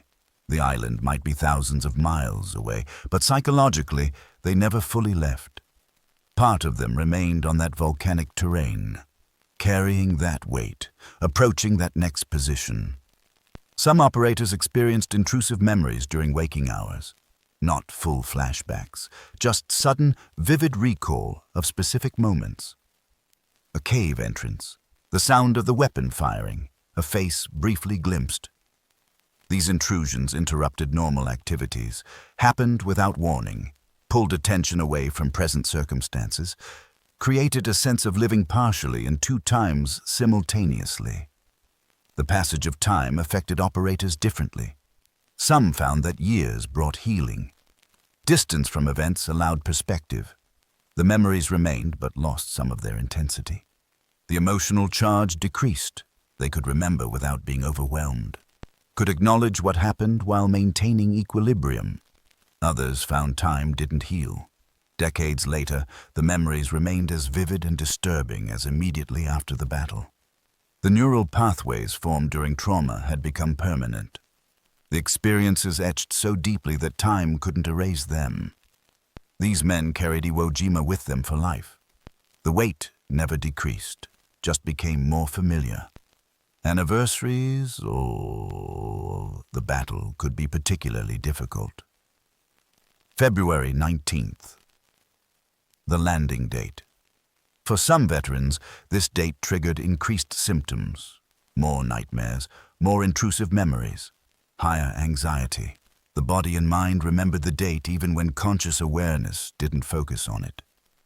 The anniversary became a yearly marker of trauma that never fully resolved. Reunions with other veterans brought mixed reactions. Seeing other men who'd been there created connection, validated experiences, provided rare opportunity to speak with people who truly understood. But reunions also triggered memories, brought the past into sharp focus, reminded operators of those who hadn't survived. The gatherings mixed comfort with pain, connection with loss. Some operators never attended reunions, avoided other Iwo Jima veterans, preferred to keep those experiences separated from current life. This isolation had costs, but for some men, it felt necessary. The only way to maintain functioning was to minimize reminders, to avoid triggers, to keep the past as contained as possible. The specific nature of flamethrower operations created unique psychological residue, the intimacy of the killing, the method's particular horror, the sounds of men dying by fire. These elements created trauma distinct from other combat experiences. Operators sometimes felt their experiences were uniquely terrible. This belief, accurate or not, increased isolation, made seeking understanding feel futile. Physical health problems emerged for some operators decades later. Stress-related conditions, cardiovascular disease, autoimmune disorders, the body keeping score of psychological trauma through physical manifestation. The connection between combat trauma and later physical illness wasn't well understood during their lifetimes. The operators experienced the physical consequences without understanding the psychological origins. Some operators died young. Heart attacks, strokes, accidents influenced by altered risk assessment or substance use. Others lived long lives but with diminished quality. The burden they carried affected relationships, employment, physical health, and psychological well-being. Survival meant continuing life, not necessarily living well. A few operators found unexpected paths to healing. Therapy in later decades when PTSD became better recognized. Support groups for veterans, writing about experiences, creating art that processed trauma, finding ways to transform the weight into something meaningful. These men didn't forget, didn't minimize what they'd done, but found ways to carry the burden without being crushed by it. The question of forgiveness arose for some. Could they forgive themselves for killing in such intimate and horrible fashion? Even when tactical necessity justified the actions? Even when they'd followed orders? Even when alternatives would have cost more lives? Self-forgiveness proved difficult or impossible for many operators. The moral weight remained regardless of rational justification. Some sought forgiveness from a higher power. Religious faith provided framework for some operators to contextualize their actions, to seek absolution, to find meaning in suffering. Faith helped some carry the weight, provided structure for processing guilt, offered hope for eventual peace. Others found faith inadequate.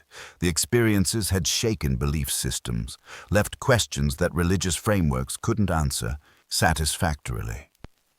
The impact on children and grandchildren of operators is difficult to quantify. The intergenerational transmission of trauma. Children growing up with fathers damaged by experiences they never discussed. Learning to navigate a parent's triggers, absorbing anxiety and hypervigilance through family dynamics. The weight transmitted across generations in subtle, often unrecognized ways. Some operators eventually found words to share experiences with family, late in life, after years of silence. The telling was painful, imperfect, but it brought some relief. Allowed family members to understand behaviors they'd witnessed but not comprehended. created connection across the gap that combat experiences had opened. Others died without speaking. The experiences remained private until death. Families were left with questions, gaps in understanding, knowledge that something profound had happened, but without specifics. The silence protected the family from details, but also prevented understanding, left relationships partially unknown, connections incomplete. The operators who survived Iwo Jima carried their experiences forward into decades of peacetime life, into marriages and jobs and parenthood and aging, into a world that moved on from World War II, that increasingly forgot or romanticized the Pacific War, that didn't understand what specific combat roles had entailed, that expected veterans to have moved on. But moving on isn't the same as healing, and healing isn't the same as forgetting. The operators didn't forget, couldn't forget. The memories were too vivid, too deeply encoded, too fundamentally transformative. They'd carried fire across volcanic terrain, killed men at close range, heard the screaming, smelled the burning, felt the weight, that weight never fully lifted. The physical burden ended when they put down the flamethrower. The psychological burden continued, through the years and decades, through marriages and children and careers, through peacetime and later wars, through aging and illness and the approach of their own deaths. Some operators, at the end of their lives, still dreamed of Iwo Jima, still woke with the smell of sulfur and napalm, still heard the roar of the weapon, still saw the cave entrances and the smoke pouring out. The dreams followed them to the end. The weight remained, carried from that volcanic island across oceans and decades to their final moments. Survival meant living with what they'd done, what they'd witnessed, what carrying that weapon had cost them psychologically. It meant integrating experiences that resisted integration, carrying burdens that couldn't be put down, functioning despite ongoing psychological injury, building lives while maintaining scars, both visible and invisible. For the men who survived, the question wasn't whether they'd carry the weight. That was certain. The question was how. How do you build a life while carrying intimate memories of killing? How do you maintain relationships while keeping essential experiences private? How do you sleep when dreams take you back? How do you function when stimuli trigger combat responses? How do you find meaning after experiencing such profound horror? The answers varied. Some found ways forward that worked reasonably well. Others struggled throughout their lives. Most fell somewhere between, managing, coping, surviving but not thriving, carrying the weight because they had no choice, because putting it down wasn't an option, because once you've been a flamethrower operator on Iwo Jima, that experience becomes part of who you are. Permanently, inescapably, the weight on their shoulders. 70 pounds during combat, immeasurable after. Carried across decades, carried until death. The burden of having done what was necessary, what was ordered, what saved lives at the cost of intimate killing. The burden of survival when so many didn't survive. The burden of memory that wouldn't fade. Of experiences that couldn't be fully communicated. Of psychological injury that went largely unrecognized and untreated. Survival meant carrying all of this, day after day, year after year, decade after decade. The weight that settled on their shoulders on a volcanic island in February 1945 and never fully lifted. Even when the physical distance from that island became vast, even when decades separated them from those events. The weight remained, the burden persisted, the cost of survival continued. The story of the flamethrower operators on Iwo Jima is one of weight. Physical weight that could be measured, psychological weight that could not, the burden of tactical necessity, the cost of intimate killing, the ongoing struggle of those who survived. These men weren't unique in facing combat's horrors, but their specific role, their particular burden, created experiences distinct from other combat roles. The closeness, the method, the targeting, the psychological cost of intimate killing by fire. The mathematics that didn't favor survival. As you return from this story, from this volcanic island, from these men and their burden, carry with you the understanding that some costs can't be calculated, some weights can't be measured, some burdens can't be put down. The men who carried fire knew this, carried it anyway, did what was necessary despite understanding the cost. Their story is part of the larger story of what war demands and who pays those demands, of tactical effectiveness purchased at human price, of missions accomplished through sacrifice. Rest now. The island is far away. The battles are history. The men who carried flamethrowers have mostly gone, but their burden remains in memory, in understanding, in the ongoing recognition of what they carried and what it cost them to carry it. The weight on their shoulders, the fire they carried, the burden that never fully lifted. Remember them not as symbols but as men, as individuals who faced something terrible and did it anyway, who carried weight most of us cannot imagine, who paid prices most of us will never pay. Sleep now, the story is told. The weight is acknowledged, the memory is preserved. Rest.